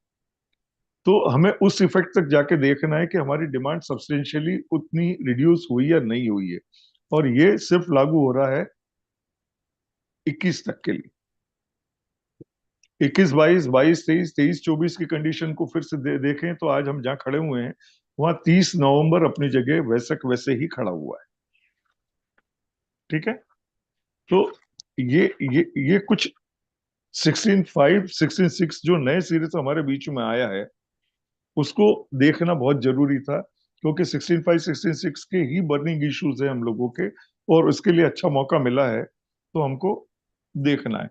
अब इसमें जो मेरी, अब चूंकि बहुत नया है, 27/9 अभी गए हुए को बहुत दिन हुए नहीं है, 10, 12, 15 दिन हुए हैं। अभी किसी की एप्लीकेशन लगी भी होगी या नहीं लगी होगी मुझे नहीं पता है। अब यहाँ प्रश्न कुछ ऐसे उठ रहे हैं जो मेरे मन के हैं, जिसका कि मैं चाहता हूं, मैं विवाद नहीं करना चाहता हूं, पर मैं प्रश्न जरूर उठाना चाहता हूं। वो इसलिए उठाना चाह रहा हूं मैं कि 17, 18, 18, 19 में तो आपके पास 2A नहीं था। ठीक है, अब मैं यहाँ पे कुछ अलग से बात रखने की कोशिश कर रहा हूं जो कि मेरे मन में कल उठी, कि आपको ITC जो आपने ले ली है और जिसका 30/11/21 तक रिटर्न फाइल हो गया, वो ITC आपको उपलब्ध होगी, ये नोटिफिकेशन कह रहा है। खुशी की बात है, कोई तकलीफ नहीं। पर आपको ध्यान होगा कि 17, 18, 18, 19 में जब 2A नहीं था और डिपार्टमेंट ने जब अपने सॉफ्टवेयर को अपडेट करके 17, 18, 18, 19 में भी 2A खड़े कर लिए थे, और उसके नोटिस हमको दे के ये बोला था कि आपकी ITC 2A में नहीं दिख रही, इसलिए इतनी ITC हम आपकी रिवर्स करते हैं। तब हमने सबने बोला था कि सर, जब हमसे ये हमारा 2A कोई आधार ही नहीं था, तो आप 17, 18, 18, 19 में इस पर बुक्स दीजिए हमको ITC। ठीक है, तो उस समय 17, 18, 18, 19 में उनको लगा कि ये विवाद बढ़ेगा 2A को लेके, तब उन्होंने एक कंडीशन डाली और एक नोटिफिकेशन निकाला 183/22, 27/12/22 को एक नोटिफिकेशन निकाला कि 17, 18, 18, 19 में अगर किसी के ITC रिफ्लेक्ट नहीं हो रही 2A के अंदर, पर उसके सप्लायर ने 3B में उसका टैक्स जमा किया है, और 2A में न दिखने के ये 3-4 कारण हैं जिसकी वजह से 2A में नहीं दिख रहा है, और 3B में टैक्स जमा है, तो वो ITC का वो सर्टिफिकेट दे दे हमको, उस टैक्स जमा होने का सर्टिफिकेट दे दे। 5 लाख से नीचे है तो सप्लायर सर्टिफिकेट देगा, और उससे ऊपर होगा तो CA सर्टिफिकेट दे दे, तो हम आपका ITC स्वीकार कर लेंगे। अब यहाँ पे मुझे अगला विवाद जो दिख रहा है कि जैसे ही मैं ये वाला काम करूंगा, डिपार्टमेंट उसके 2A में घुसेगा। तो मुझे अगर ये अप्लाई करना है तो साथ में 2A चेक कर लेना चाहिए मुझे, और 2A चेक करके देख लेना चाहिए कि कौन कौन से लोग ऐसे हैं जिनकी ITC मैंने ली तो है पर वो रिफ्लेक्ट नहीं हो रही, और आज तक डिपार्टमेंट ने मेरे को कोई नोटिस नहीं भी दिया है, क्योंकि उनको तो 16.4 में उड़ाना था, इसलिए वो उड़ा चुके हैं मुझे, इसलिए उन्होंने 2A चेक करना जरूरी नहीं समझा। तो ऐसे में 183 की तैयारी पूरी करके रखें, क्योंकि जैसे ही ये विवाद उठेगा और अधिकारी बोलेगा कि साहब मैं आपको ITC तो दे देता, पर उतनी ITC आपको उसमें है ही नहीं, तो मैं कैसे दे दूं आपको, तो वहां 183 की तैयारी करके रखें। अब ये हो गए 2 साल, 17, 18, 18, 19। अब 19, 20, 20, 21 में आपको ध्यान हो तो एक विप्रो एंटरप्राइजेस का केस हुआ था, जिसमें ये कहानी आई थी कि साहब हमारी गलतियां तो हुई है कि हमसे GSTN गलत डल गया या गलत, तो लगातार 4 साल, 3 साल हुआ सर ये तो 17, 18, 18, 19, 19, 20 में भी सेम मिस्टेक करी है सर हमने। तो उन्होंने बोला कि नहीं सर, ये स्कीम और ये नोटिफिकेशन 17, 18, 18, 19 के लिए ही लागू होगा, इसलिए सेम मिस्टेक अगर आपको 19, 20 की है तो आपको हम ये बेनिफिट नहीं दे पाएंगे 183 वाला। तो यहाँ वो कोर्ट चले गए विप्रो एंटरप्राइजेस वाले, वहां कोर्ट ने बड़ा लिबरल होकर बोला कि साहब जब आइडेंटिकल मिस्टेक 17, 18, 18, 19 में पाई गई, वही 19, 20 में भी मिल रही है, तो 183 अप्लाई करना चाहिए। अब 183 तो नोटिफिकेशन था जिसकी समय सीमा, उसके ईयर्स सब तय कर जा चुके थे, how this can be applied. तब दूसरी बार डिपार्टमेंट ने थोड़ा सा लीनियंट व्यू और देख लिया कि ये तो बहुत बड़ी कंडीशन आ रही है जिसमें तकलीफ आएगी, और लोगों ने 19, 20, 20, 21 में भी ये गलती करी है। तो 17/7/2023 को 193/23 का एक नोटिफिकेशन निकाल के 19, 20 और 20, 21 को भी शामिल कर दिया उसमें। तो ये दो नोटिफिकेशन मैं आपको बड़े क्लियर होकर मैं इसलिए बता रहा हूं कि अब आप 19, 20 और 20, 21 को देखें तो वहां 2A लागू हो रहा था। आप पीछे तो बहाना करके हट सकते थे कि सर जो 2A में है नहीं है, इससे कोई फर्क नहीं पड़ता, हमारी तो बुक्स में रखा हुआ है।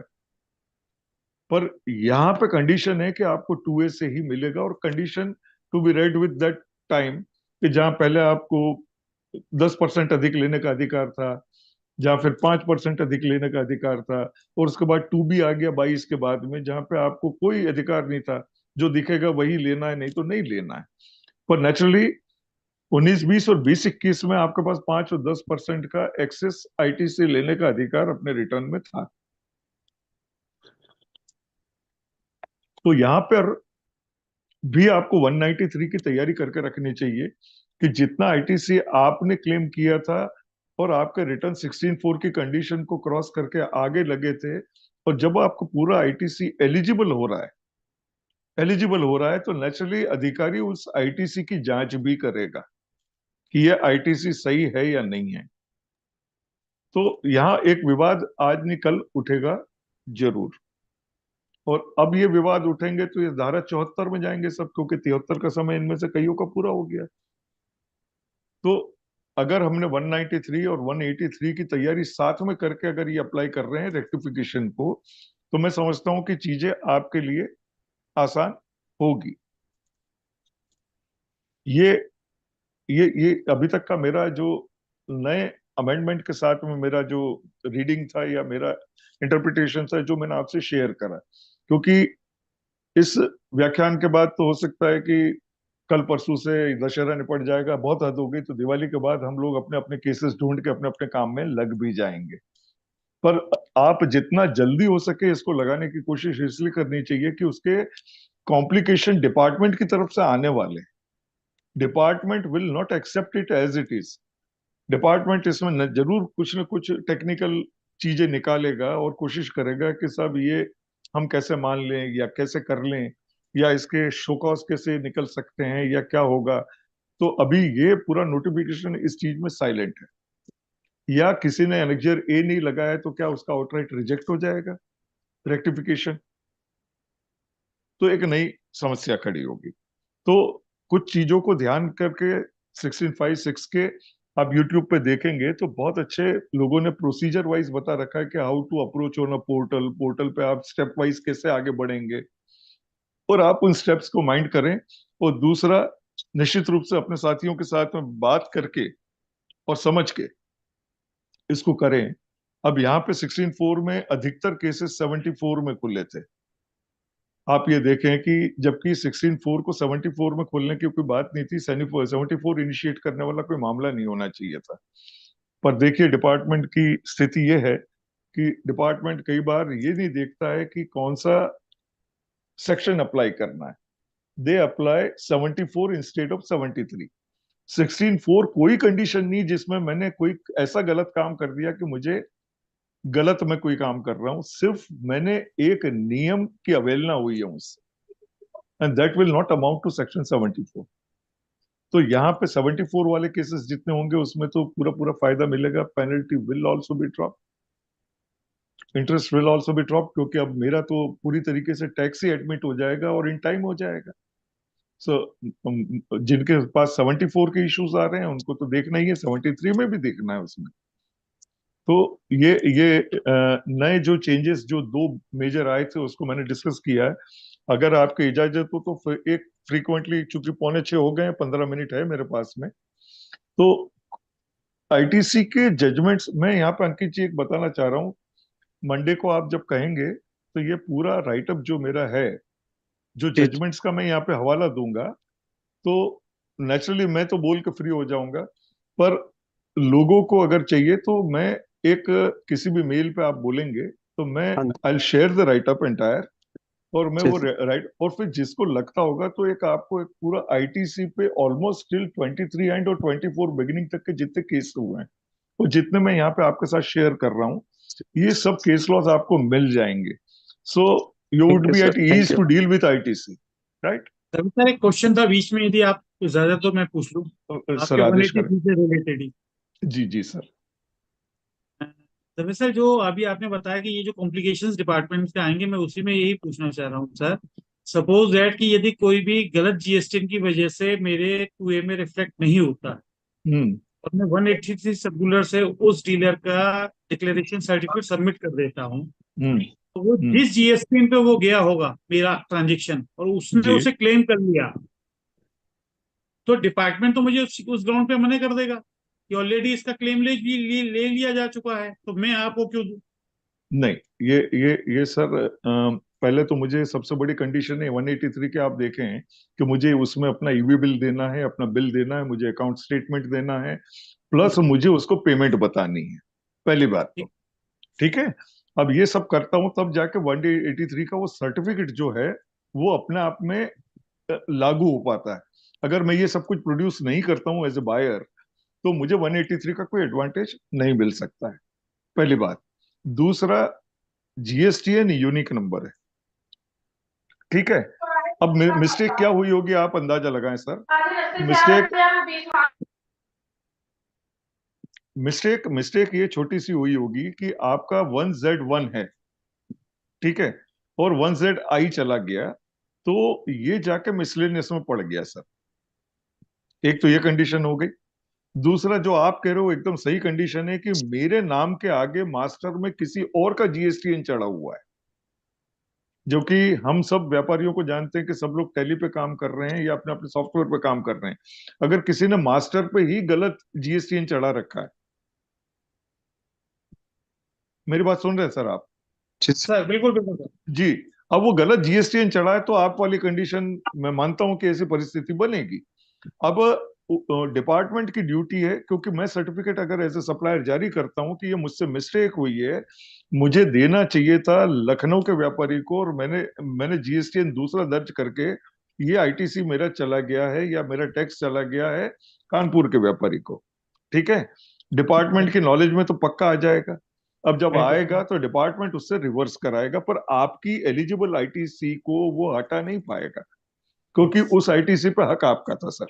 अब डिपार्टमेंट की एक्सरसाइज है कि वो कानपुर के व्यापारी के पास पहुंचे और बोले कि साहब ये आपके देखिए, अगर उसका 2A में गिरा होगा, ये बात होता है, और उसने अगर उसको छोड़ के आईटीसी उठाई हुई है तो वो डिपार्टमेंट उसको एक सिंपल नोटिस देके उसको रिवर्स करवा देगा। और अगर उसे यूटिलाइज कर लिया है तो मैं ब्याज और पेनल्टी के उससे वसूल करेगा, क्योंकि तो उसके पास उसके खरीद बिल नहीं है सर, उसके पास उसका ई वे बिल नहीं है। So that complication that dealer will have to face who has wrongly availed the ITC. Sir मेरा वही क्वेश्चन है कि नॉर्मली जी। क्या डिपार्टमेंट इसकी एक्सरसाइज करेगा? करेगा सर, ये इट्स नहीं, it's none of your, it is none of your fault. As a buyer आपकी कोई गलती नहीं है सर इसमें। पहली बात ये समझना जरूरी है, एज ए बायर आप कोई मिस्टेक नहीं किए हो जिसका कि, यानी जिसको बोलते हैं ना कि सर चोरी हो गई तो थाने से ये नहीं कहा जा सकता है कि पहले चोर आप ढूंढ लो और मुझे लोकेशन बताओ तो फिर मैं पुलिस भेजता हूँ। ये काम नहीं हो सकता है, ये काम पुलिस का ही है।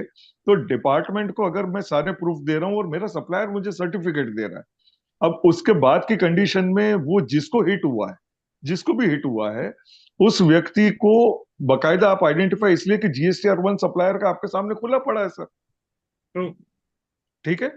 सो मैं अभी इस ओपिनियन में हूं कि सर एक ये कंडीशन के आधार पर मेरे आईटीसी को कि चूंकि दूसरा एंजॉय कर चुका है इसलिए मैं आपको नहीं दूंगा।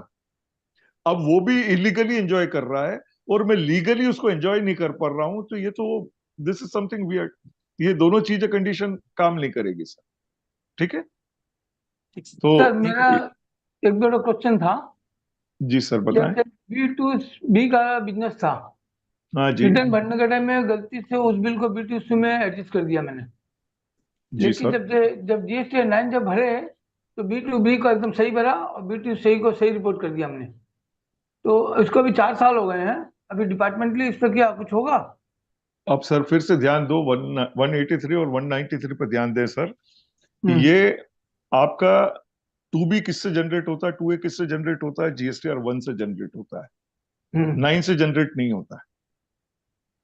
9 में आप जो भी कुछ करते हो उसको 9C में रिकंसाइल करते हो, या उसकी जो भी रेक्टिफिकेशन होता है उसको रिकंसाइल करके बताते हो आप। अब ठीक वो है? मैंने जो गलती की ना GSTR 1 में नहीं दिखाया। नहीं, मैं आपसे वही कह रहा हूं, अगर आप 183 193 के दायरे में हो, यानी 17 से लेके 2021 तक में हो, तो इन दोनों परिस्थिति में आपने B2C भी दिखा दिया है, पर आपने 3B में टैक्स जमा किया है, तो आप अगर सर्टिफिकेट देते हैं तो आपके बायर को B2C होने की वजह से नहीं, पर B2B होने की वजह से उसने जो आपके B2C की गलती हुई थी और उसको टैक्स नहीं मिल रहा था, वो उसको मिलेगा। इसी के लिए तो 193 और 183 लेकर आए। और आप उसमें देखिए, उसमें 4-4 कंडीशन दी हुई है कि कौन कौन सी गलती को आप सर्टिफाई कर सकते हो। ये उसमें 183 और 193 में दिया, और उसमें B2C वाला भी है। और इसमें प्राइमरी कंडीशन इसमें ये है कि सिर्फ GSTR 1 में दिखा हुआ नहीं होना चाहिए, या गलती GSTR 1 की नहीं होनी चाहिए, उसका 3B में टैक्स दिया हुआ होना चाहिए। तो सर्टिफिकेट सेज कि मैंने इसका GST चुकाया हुआ है। सो उस वो जब ये कहता है, और चुकाने का जरिया क्या है मेरे पास में, 3B है। तो 3B अगर मेरे पास जरिया है, तो 3B अगर, तो सरकार आश्वस्त हो गई कि ये टैक्स वहां पे जमा हो चुका है। अब जो ये व्यक्ति मांग रहा है किसी ग्लिच की वजह से, वो ग्लिच का सर्टिफिकेट प्राप्त हो चुका है। अब इसको ये ITC दिया जाना, और ऐसे अब अपील में सब केसेस मान्य भी हो रहे हैं। और कई अधिकारी उन सालों के लिए जहां पे अभी भी प्रोसीडिंग खुली है, तो 183 193 के निर्देशों के अनुसार सर्टिफिकेट प्राप्त करके उस ITC का लाभ भी दे रहे हैं उसमें।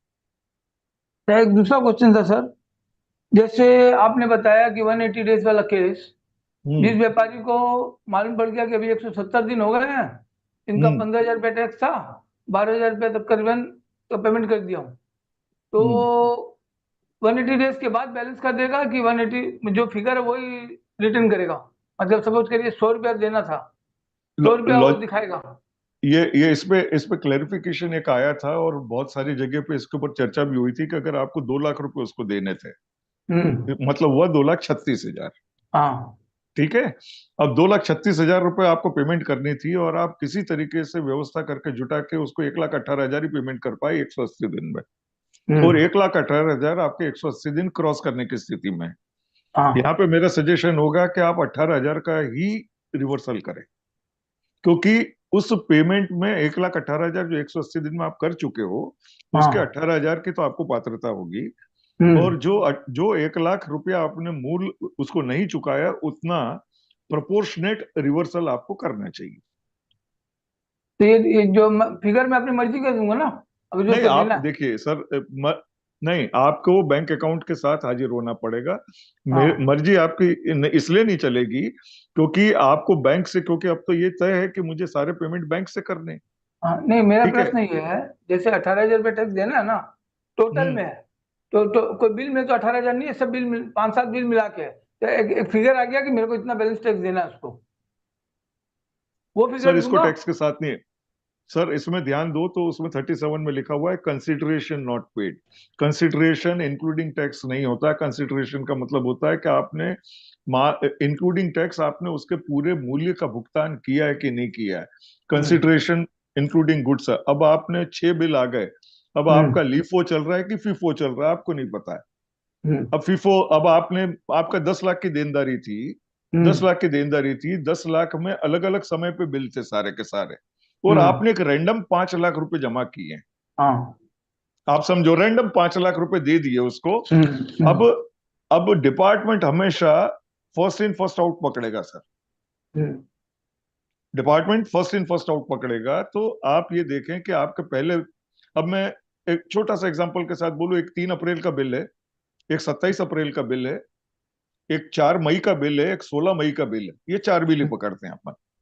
अब ये मिला के चारों 2.5 लाख रुपए के बिल है, 10 लाख रुपए के बिल आपके। 180 दिन 3 अप्रैल से गिनोगे तो जहां पूरे हो रहे होंगे, फिर आप 27 अप्रैल से गिनोगे तो 180 दिन गिनोगे, ऐसे गिनोगे। पर आपके यहाँ सिस्टम ये है कि आप बिल टू बिल पेमेंट नहीं करते हो, आप रैंडम पेमेंट करते हो।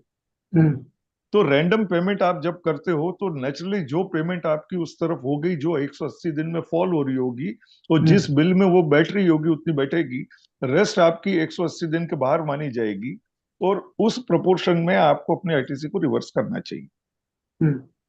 ठीक है।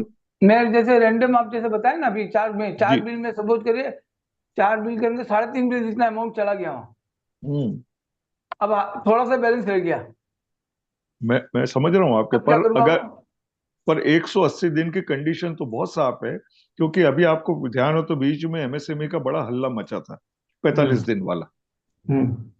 जीएसटी का तो 180 दिन बहुत बड़ा है, यहाँ तो 45 दिन में ही आपको जमा करना है जिसके एमएसएमई के रजिस्ट्रेशन है। उसके साथ तो आपको 46वें दिन की भी वो परमिशन नहीं है, वहां तो इनकम टैक्स आपके बीच में आ रहा है। तो यहाँ 180 दिन तो बहुत बड़े होते हैं, और यहाँ पे अपने से ये कतई नहीं बोल रहे हैं आप अपना रिवर्सल करें और वापस से ले लीजिए आप अपना आईटीसी। अब यहाँ क्या है कि कुछ नियमों को मानना इसलिए जरूरी है, कोई डिपार्टमेंट इसको, आप जितने भी यहाँ बैठे हुए हैं, मैं आपको बताऊं 65 के ऑडिट में क्या देखा जा रहा है आजकल सबसे ज्यादा, 180 दिन वालों को ढूंढ रहे हैं। आपका 65 में ऑडिट चालू होता है, सबसे पहले वो बोलते सर क्रेडिटर्स की लिस्ट दे दो सर, यही पूछते हैं ना पहले सबसे। और जैसे ही देखते हैं तो उन्होंने कहा सर इतने लोगों को तो आपने पैसा चुकाया नहीं सर, अब इनके साल की खरीदी यहाँ दिखा दो, तो 180 दिन तो आप वैसे ही चूक चुके हो, तो इतनी आईटीसी हम आपके वापस ले लेते हैं।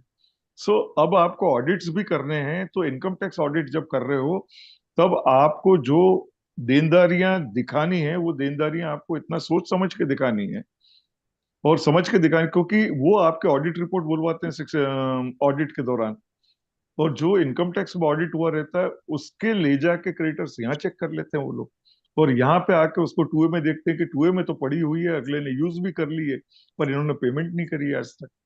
तो 180 दिन का क्लॉज बहुत साइलेंट था, पर अब मजबूत होता चला जा रहा है। तो अब हर व्यापारी को हमारे यहाँ से निर्देश होना चाहिए कि सब आप अपने 180 दिन में, क्योंकि व्यापारी देखो आईटीसी तो अगले महीने ही गिर जाती है, माल उसने अक्टूबर में खरीदा है तो नवंबर में आईटीसी एलिजिबल हो गई, और 180 दिन आते हैं दिन 6 महीने के बाद। 6 महीने के बाद वो तब तक भूल जाता है कि मैंने इसके साथ क्या व्यवहार करा। ठीक है। तो ये ट्रैक आपको नहीं रखना है, मुझे नहीं रखना है, ये ट्रैक तो व्यापारी को रखना है, और 180 दिन का ट्रैक तो उनकी रखना मजबूरी है, क्योंकि अब वो तो 16(2)D का एक हिस्सा बन गया वो, और मेरे को कंडीशन टू अवेल आईटीसी के अंदर आता हूं मैं। तो कंडीशन टू अवेल आईटीसी में मेरे को वो मौका, तो जैसे 16(4) का जब तक 5 और 6 नहीं आया तो अपन 4 को हिला पाए क्या सर? नहीं हिला पाए सर। अब मैं बताऊं कि मैंने कौन सी आईटीसी गलत ली थी, जो मेरे 2A में थी वही तो ली थी मैंने, पर चूंकि मैंने रिटर्न 20 अक्टूबर को न डालते हुए 23 अक्टूबर को डाला था, इसलिए मेरी सारी आईटीसी लैप्स हो गई। तो वैसे ही 180 दिन में भी मुझे कोई भी एक दिन का भी मार्जिन नहीं देने वाला है। ये और बात है कि अधिकारी जिससे आप डील कर रहे हो ये देखता वही है, इसकी कोई कैलकुलेशन पोर्टल पे अवेलेबल नहीं है। इसमें सबसे अच्छा फायदा एक ही चीज का है मेरे को, कि 180 दिन का कोई भी फॉर्मेट पोर्टल पे अवेलेबल नहीं है। तो जो देख रहा है वही समझ रहा है, और जो दिखा रहा है वही समझ रहा है। ठीक सर। अच्छा सर, एक और आईटीसी का, जैसे व्यापारी ने बिल काटा, उसे जीएसटी अर्बन में इस महीना चढ़ाया नहीं, मैंने लेकिन उसका इनपुट क्लेम ले लिया, जब व्यापारी को कंप्लेन किया तो नेक्स्ट महीने में उसने चढ़ा दिया, उसमें क्या होगा मेरे साथ? ब्याज लगेगा सर, क्योंकि अब आप 2B की कंडीशन में हो सर। नहीं, उस समय वो मतलब 17-18 के समय नहीं, 17-18 के में तो आपको वो 10% 20% वाले में थे ना सर आप। तो आपकी टोटल खरीदी अगर 25 लाख रुपए की हो रही है, और उसमें से ये 50,000 का बिल चढ़ने से रह गया था, मान के चलो, तो उस समय तो गवर्नमेंट तब तो आपको बकायदा सेक्शन ये कह रहा था कि आप अपनी टोटल आईटीसी से 20% अधिक की आईटीसी क्लेम कर सकते हो। बिल तो था ना मेरे पास। नहीं, मैं वही तो आपसे कह रहा हूं कि तब उसमें आपको कुछ नहीं होगा, क्योंकि आपको उन्होंने बोला था कि अगर आपकी आईटीसी 25 लाख रुपए पे 1 लाख बनती है, और आपने 1,08,000 रुपए आईटीसी ली हुई है। अच्छा।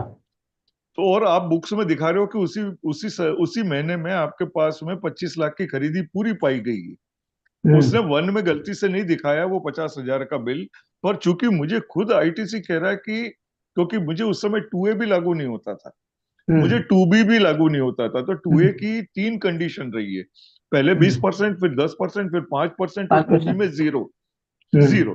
तो इस फेज मैनर में मैं आया हुआ हूं। तो अगर वो आईटीसी आपने ले ली है, पर वो उस परसेंटेज से कम है, तो आपको न ब्याज लगेगा, ना आपको किसी प्रकार की पेनल्टी लगेगी, क्योंकि आपने परमिसिबल आईटीसी ही उठाई हुई है। ठीक है। मैं सर ग्रुप में व्यापारी हूँ। हम्म। मैं प्रोफेशनल नहीं हूँ, व्यापारी हूँ मैं। सर अच्छा, मैंने आपका प्रेजेंटेशन देखा, और आपके वो मैं आरंभ में मैं आपसे परिचित नहीं था बोथरा जी, पर आपने एक अच्छी मेहनत करी, और ऐसा लग रहा है कि अगर आप अपने अवकाश के साथ में और सभी लोगों के साथ में आप जुड़ेंगे, तो इसके ऊपर सर एक यहीं अच्छी पे एक वर्किंग सवाल करें। मैं भी पूछ लूं, 180 दिन वाला। सर 180 दिन पे एक सवाल मैं भी पूछ लूं सर। सर आदेश यार, सवाल पूछे सर सर। एक जो है ना, वो 180 दिन पे प्रूव हो रहा है। बोलो। उसने एक्चुअल में दिसंबर में परचेज करी, मेरे को चेक जारी करा, चेक उसने जो है ना डिसऑनर करा दिया। अभी तक उसका कोर्ट में केस चल रहा है। तो क्या हम 180 दिन का पॉइंट और एमएसएमई दोनों ही पॉइंट उसके एविडेंस में पूछ सकते हैं?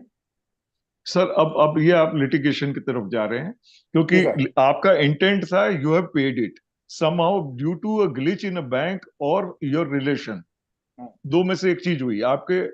मैं उस वाले पॉइंट पे इसलिए नहीं आया था कि कई बार मैं आपके चीज को जवाब दूं, उसके पहले मैं आपको बताऊं कि मेरे पास भी कुछ व्यापारियों ने ये बोला कि सर मुझे ये आईटीसी मैं तो रिवर्स नहीं करूंगा, मैंने माल लौटाने की सूचना उसको 3 महीने बाद ही दे दी थी। आप देखिए, अब लौटाने की सूचना और दोनों के बीच में झगड़ा हो गया। उसने बोला आप तो पेमेंट करिए, माल वापस तो नहीं लूंगा मैं।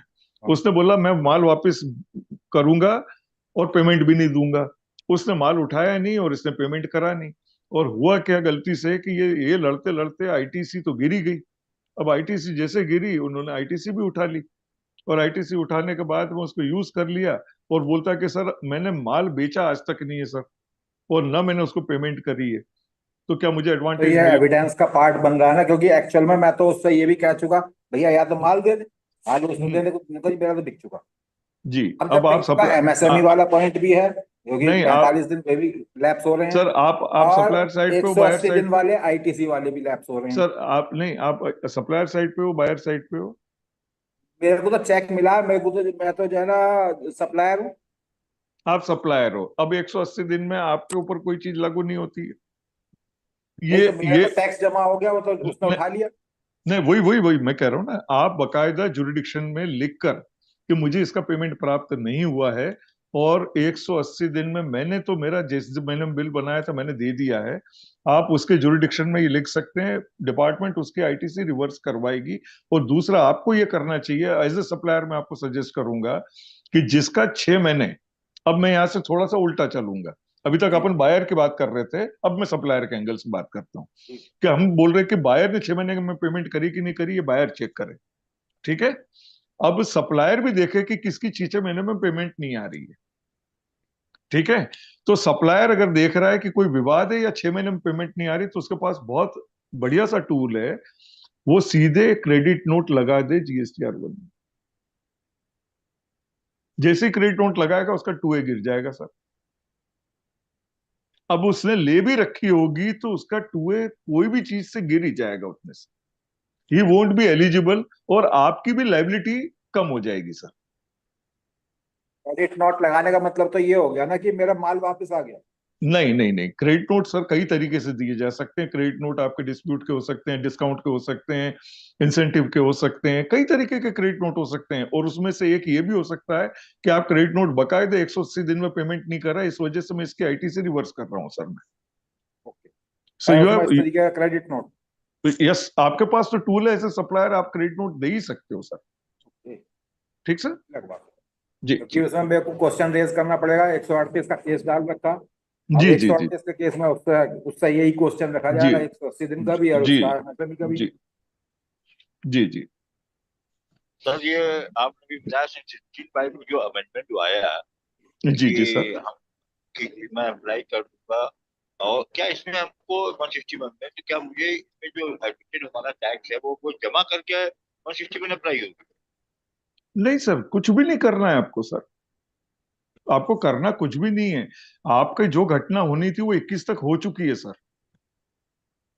नहीं नहीं सर, जो हम अपॉर्चुनिटी अप्लाई करी, जो प्रोसीजर आया है कि आप जी अप्लाई करिए अपॉर्चुनिटी में, हाँ, उस योजना में जब मैं अप्लाई करूंगा तो क्या मुझे वो टैक्स जमा करना पड़ेगा जो मुझे एडमिट कर रहा हूँ? नहीं, ये डिस्ट्रिक्ट इसको जमा करते हैं। ये अभी सर, अभी नोटिफिकेशन में देखिए सर, कहीं पे भी नहीं लिखा हुआ है। पर अगर ऑफिसर आईटीसी चेक करेगा और आपकी कोई ineligible ITC which you have availed and utilized, अगर आपको लगता है कि ऐसा कुछ भी है तो आप अपना डीआरसी 03 के साथ अप्लाई कर सकते हैं। ये मेरा इंटरप्रिटेशन कहता है, क्योंकि अगर मुझे उस आईटीसी को मेंटेन करना है जो मैंने ले ली है 21 तक, ठीक है, और मुझे खुद को ही पता है कि इसमें से 50,000 की आईटीसी ऐसी है जो कल विवाद होने ही वाला है उसको लेके, तो इट इज ऑलवेज बेटर कि डिपार्टमेंट पूछे। तो इसमें ये होना चाहिए कि इसमें कोई प्रोविजन नहीं दिख रहा है मेरे को कि department will issue some show cause, पर इसमें शो कॉज डिपार्टमेंट की तरफ से आना चाहिए कि आपकी इतनी इतनी आईटीसी ऐसी है जो कि कैंसल डीलर की है। अब जैसे जिनके रिट्रोस्पेक्टिव कैंसिलेशन हो गए तो क्या करोगे सर आप? इसमें परेशानी तो आने वाली है, क्योंकि ये मैटर लड़ने वाला हो जाएगा। अब एक नया 74 का ऑर्डर निकलेगा आपके खिलाफ और उतनी आईटीसी को लायबल किया जाएगा, और जितनी आईटीसी एलिजिबल थी वो आपको उसमें मिल जाएगी और 16(4) के दायरे में से भी बाहर निकाल लिया जाएगा।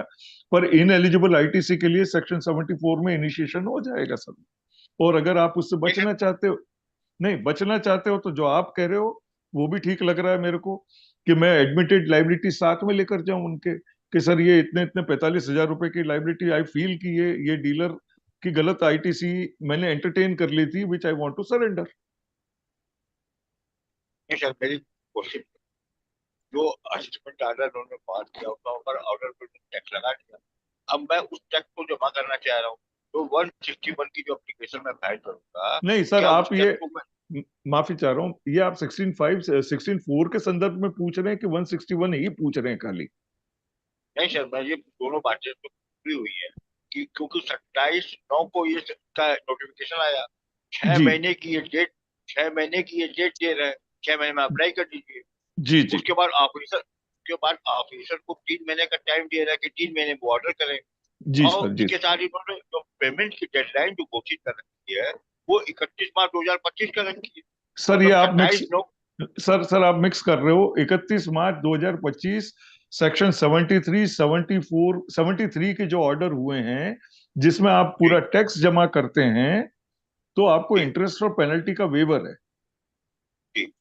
ये वो वाली कंडीशन है सर। इसको 16(5) के साथ में इस वाले नोटिफिकेशन के साथ ना पढ़ें सर आप।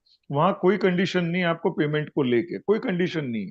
ये जो 31/3/2025 की जो डेडलाइन दी हुई है जिसका कि 1/11 को लागू होने वाला है नोटिफिकेशन, सेक्शन 73 में इंटरेस्ट और पेनल्टी का जो वेवर आएगा ये उसके लिए जहां पे ओरिजिनल टैक्स आप 31/3 तक जमा करेंगे, ये उसका है सर। इसको 16(4) को लेके जो हमारी बात हुई है वो 16(4) को लेके, अच्छा हुआ ये प्रश्न आपने कर लिया। पर 16(4) में कंडीशन बनेगी तो क्या करेंगे? क्या अगर मैं मानता हूं कि मेरी कुछ आईटीसी ऐसी थी, मैंने कार पे ही ले ली थी गलती से, मान के चलो, अभी भी डिपार्टमेंट को पकड़ में नहीं आई, और मैं 16(4) की कंडीशन में एलिजिबल होके बाहर हो रहा हूँ और अफसर ने पकड़ ली, तो मुझे कार के आईटीसी सरेंडर करना पड़ेगी ना। तो वो सरेंडर डीआरसी 03 से करूंगा, या वो मेरे खिलाफ 16(4) को तो वेवर कर देगा, वो 74 में इनिशिएट करके मुझे कार वाली आईटीसी के लिए 74 में नोटिस इश्यू कर देगा। Am I clear sir?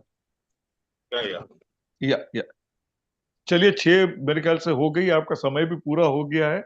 और अंकित जी जजमेंट शेयर कर दीजिए सर, एक दो इम्पोर्टेंट जजमेंट जो भी। मैं कर दूं, अगर आप बोले तो मुझे 5-7 मिनट लगेंगे। जी जी अगर जी, बस क्योंकि कर मैं दीजिए सबका दशहरा सुधारना चाहता हूँ।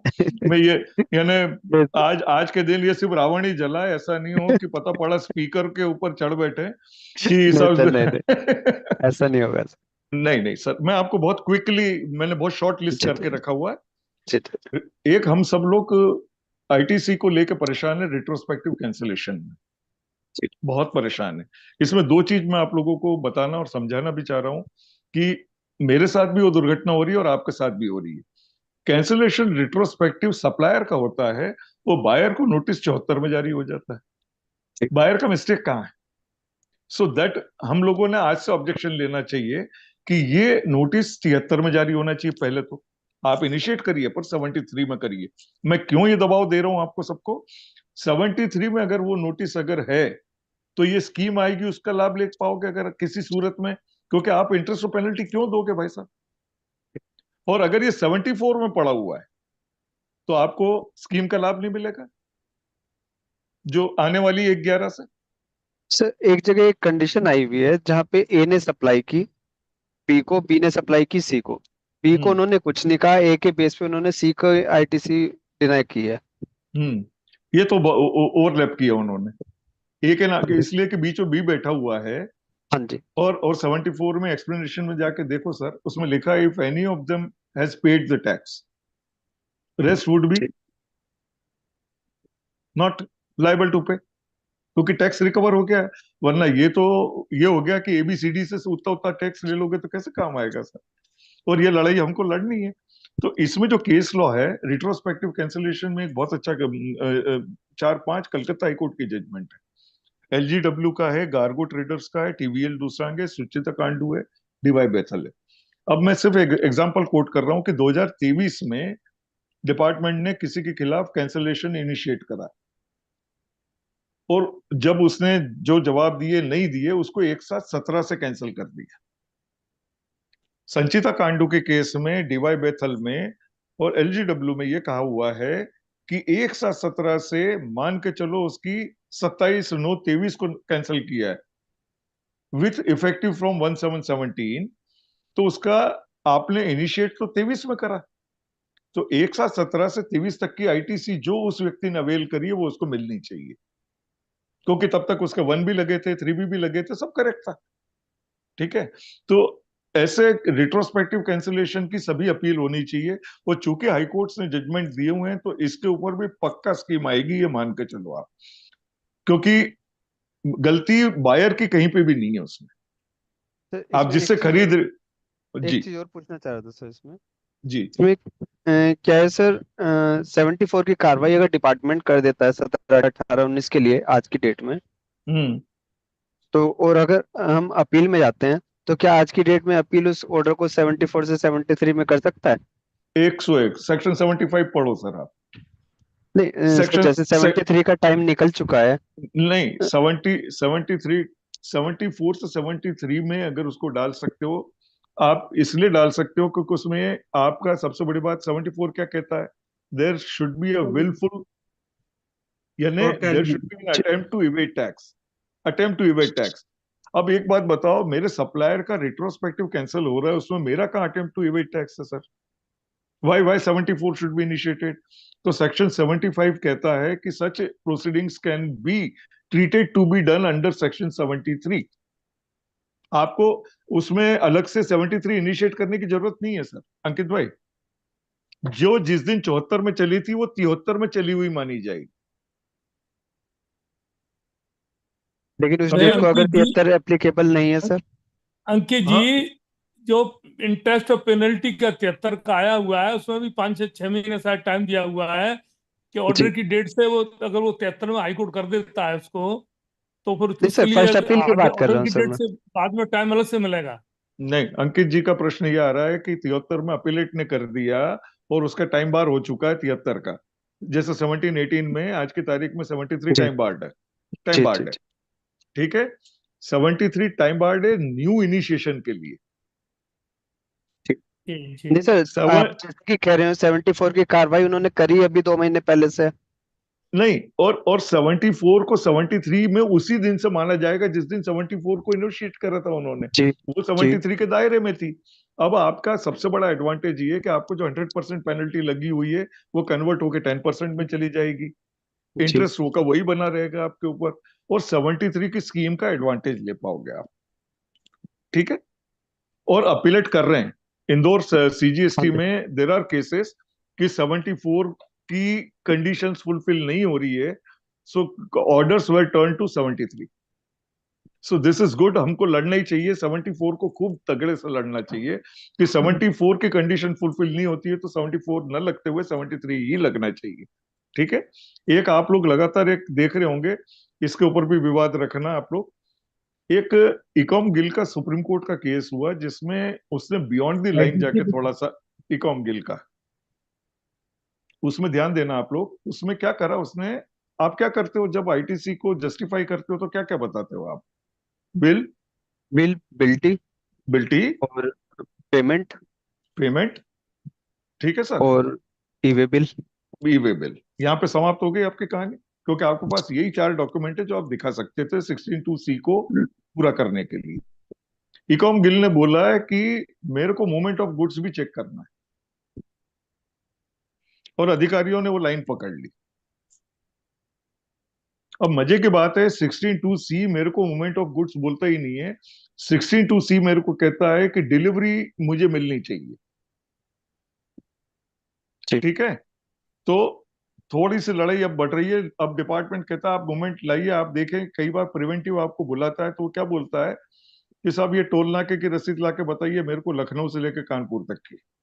एग्जैक्टली दवे सर, यही वाली बात क्वेश्चन जो आ रहा है, ये टोल की पर्ची मैं मांग रहे हैं, ये वही चीज ये पहली बात है कि रूल 138 में RFID आप लाने वाले थे, RFID आप लाने वाले थे, वो लाए आप नहीं हो, और डिमांड हमारे व्यापारी से कर रहे हो 2 साल 3 साल के बाद में कि आपने कौन कौन से नाके पार करे, आप मूवमेंट प्रूव करिए, ठीक है। सो मूवमेंट प्रूव करने का आईटीसी में कहीं लिखा ही नहीं है साहब, लिखा ही नहीं। उन्होंने बोला डिलीवरी बेस्ड ही है, डिलीवरी मिली होनी चाहिए, इनवॉइस मिलना चाहिए, और गुड्स की डिलीवरी लेनी चाहिए, और उसका पेमेंट होना चाहिए, और 180 दिन में होना चाहिए, तो आप आईटीसी का हकदार बनते हो, और अगर और उसका 3B फाइल होके उसको 2B में दिखना चाहिए। This is all sir, if I am right. अब ये मूवमेंट कहां से लेकर आए? मूवमेंट का धमकी दे दे के इन लोगों ने कई केस बिगाड़ने की कोशिश करी, और कई जगह बिगाड़े भी हैं। सो हमको कलेक्टिवली लड़ना है उस बात को लेके, ठीक है। अब हमें कई बार नॉन एग्जिस्टेंस, अब मैं, आप लोग सर लखनऊ में, कानपुर में, जहां पे भी बैठे हुए हैं, मैं आपको देख रहा हूं, आप मुझे देख रहे हो, पर मुझे ना आपकी लोकेशन पता है ना आपको मेरी लोकेशन पता है। हमारा व्यवहार बैंक के थ्रू होता है। अब आप मुझे जो बिल भेज रहे हो उस पर GSTN लिखा आ रहा है, पता लिखा हुआ आ रहा है, आप उस जगह पे हो नहीं हो मुझे क्या पता सर। और आपके फिजिकल वेरिफिकेशन पे नंबर कैंसिल होता है तो कार्रवाई मुझ पे 74 पे होती है, तो मेरे पे क्यों होनी चाहिए? तो यहाँ पे ब्राइट स्टार प्लास्टिक का जजमेंट है, ये सारे जजमेंट आपको मिलते जाएंगे। एक नॉन पेमेंट बाय सप्लायर, एक नॉन पेमेंट बाय सप्लायर के केस में DY बेथल, बालाजी एक्जिम, और सबसे बड़ा सुप्रीम कोर्ट सनक्राफ्ट का जजमेंट आ गया कलकत्ता हाईकोर्ट का, जो कि हाईकोर्ट कलकत्ता ने पास किया था, जिसके खिलाफ डिपार्टमेंट गया था सुप्रीम कोर्ट, और SLP खारिज करते हुए ये कहा था कि tax should be collected from supplier not the buyer. आप जाके पहले सप्लायर के खिलाफ कार्रवाई करिए और उसके बाद बायर पे चढ़िए। तो कई बार हमसे सप्लायर जो गलती करता है उसका भुगतान हमसे मांगा जाता है, तो यहाँ सनक्राफ्ट को यूज करना चाहिए हम लोगों ने। अब जहां तक 2A और 2B की बात आ रही है, सुप्रीम कोर्ट का केस है भारती एयरटेल का। उससे क्या बोला मालूम है? 2A एक सुविधा मात्र है, ये कानून नहीं। 2A एक सुविधा है, मुझे मेरी आईटीसी चेक करने का एक टूल है, इससे ज्यादा कुछ नहीं है वो, ठीक है। और इसमें मैं चाहूंगा कि आप लोग सब बड़े लंबे समय से वकालत कर रहे हैं सर, मैं जो यूज कर रहा हूं वो मैं आप लोगों को बताना चाहता हूं। मैं वेट के समय के इनपुट टैक्स रिबेट के केसेस इसमें यूज कर रहा हूं, जो मुझे सुप्रीम कोर्ट दे रहा है। वो मेरे ऑनक्वेस्ट मार्केटिंग का है, अराइज इंडिया का है। ये 2 केस लैंडमार्क केस हुए अपने ITR को लेके, दिल्ली हाईकोर्ट के केसेस है जो सुप्रीम कोर्ट में हेल्ड हुए हैं। हमें जब भी आईटीसी की कोई लड़ाई लड़ रहे होते हैं तो इन 2 केसेस को भी साइट करना चाहिए, ये मेरा पर्सनली मानना है, ठीक है सर। अंकित जी? ठीक सर। सो जहां तक मैंने कोशिश करी, जितना समय थोड़ा सा 20 मिनट फिर भी ऊपर हो गया। बहुत बहुत अच्छा डेलिब्रेशन रहा सर। देखिए मुझे बहुत फोर्सफुली जिसको बोले कि समय तो मिल ही नहीं पाया, पर वो बहाना नहीं होना चाहिए हम वकीलों को कि हमें समय नहीं मिला। जब भी डिलीवर करें तो कम से कम कोशिश करें कि अपने पास जो है वो निकाल के सबके लिए पूरा रख दें, क्योंकि फैटर्निटी को अगर लाभ होगा तो ही हमको दुआ मिलेगी, नहीं तो कोई काम की नहीं सर। पर आप लोगों के साथ बैठ के बहुत अच्छा लगा, और आप लोगों ने मौका दिया उस बात के लिए सभी को बहुत तहे दिल से धन्यवाद। Thank you very much. मैंने जो किया था तो आईटीसी को सबको तो 1% कर दिया था, 5 12 18 को तो खत्म ही कर दिया था। चलिए ये सर, 5 आप 12 अच्छी 18 का कार्य नहीं। नहीं, आप अच्छी कोशिश करिए सर, हम सब आप लोगों के आपके साथ हैं। और अगर कोई अच्छा फार्मूला बनेगा तो नेचुरली पूरा यूपी आपके साथ खड़ा हुआ है सर, है ना? जी जी, thank you very much, thanks a lot. Thank you sir. आज की बड़े अच्छे डेलिब्रेशन के लिए सर को धन्यवाद करने के लिए मैं से संजय सर से कहूंगा कि वो सर का धन्यवाद करें, उसके बाद राष्ट्रगान। संजय सर। धन्यवाद अमित जी, वो अंकित जी। दवे सर को बहुत बहुत धन्यवाद सर। आपने इतनी अच्छी तरीके से जो सबसे बड़ा आईटीसी का जो क्लिष्ट विषय है सर, इसको आपने बहुत अच्छी तरीके से हर पॉइंट को लेते हुए समझाया। जो आज की वर्तमान समस्याएं चल रही हैं आईटीसी पे, और सबसे अच्छा आपका ये कि जिस तरीके से अधिकारी ने विभाग का ये मन हो गया है कि किसी ना किसी तरीके से आईटीसी ना दी जाए।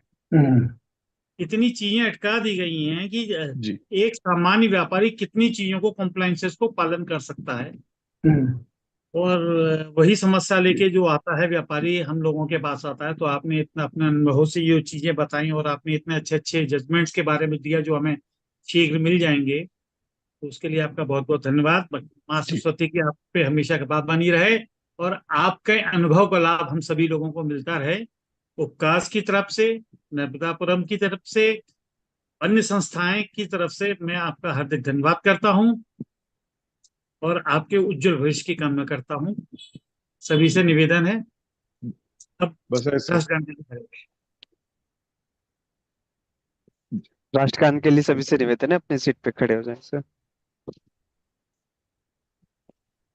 जनिगण मन अधिनायक जय हे भारत भाग्य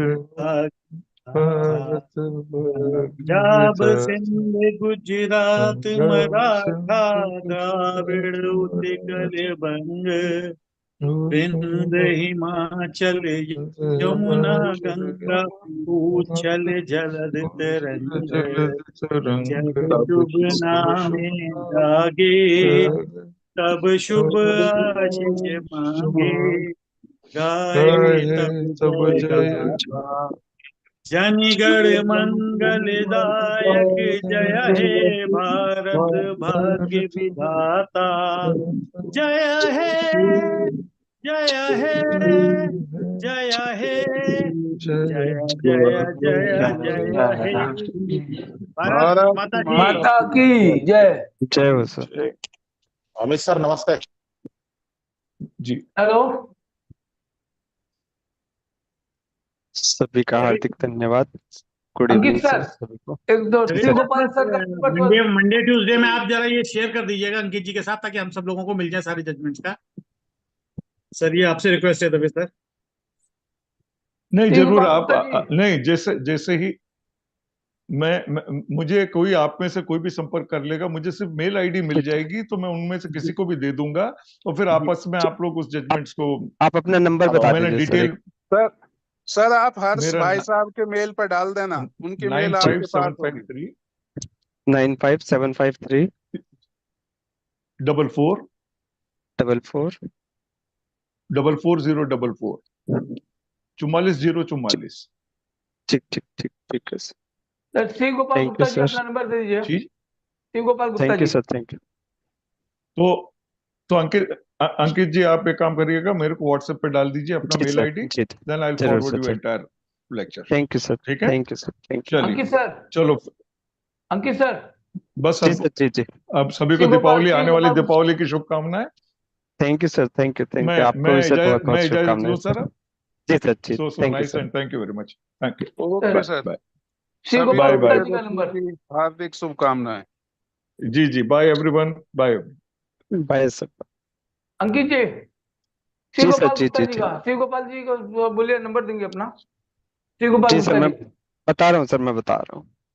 97935 935 62626 62626। Thank you sir. Thank you sir. Sir कैसा लगा थैंक यू एवरीवन सर। बहुत बढ़िया सर, बहुत बढ़िया सर। सभी का हार्दिक आभार।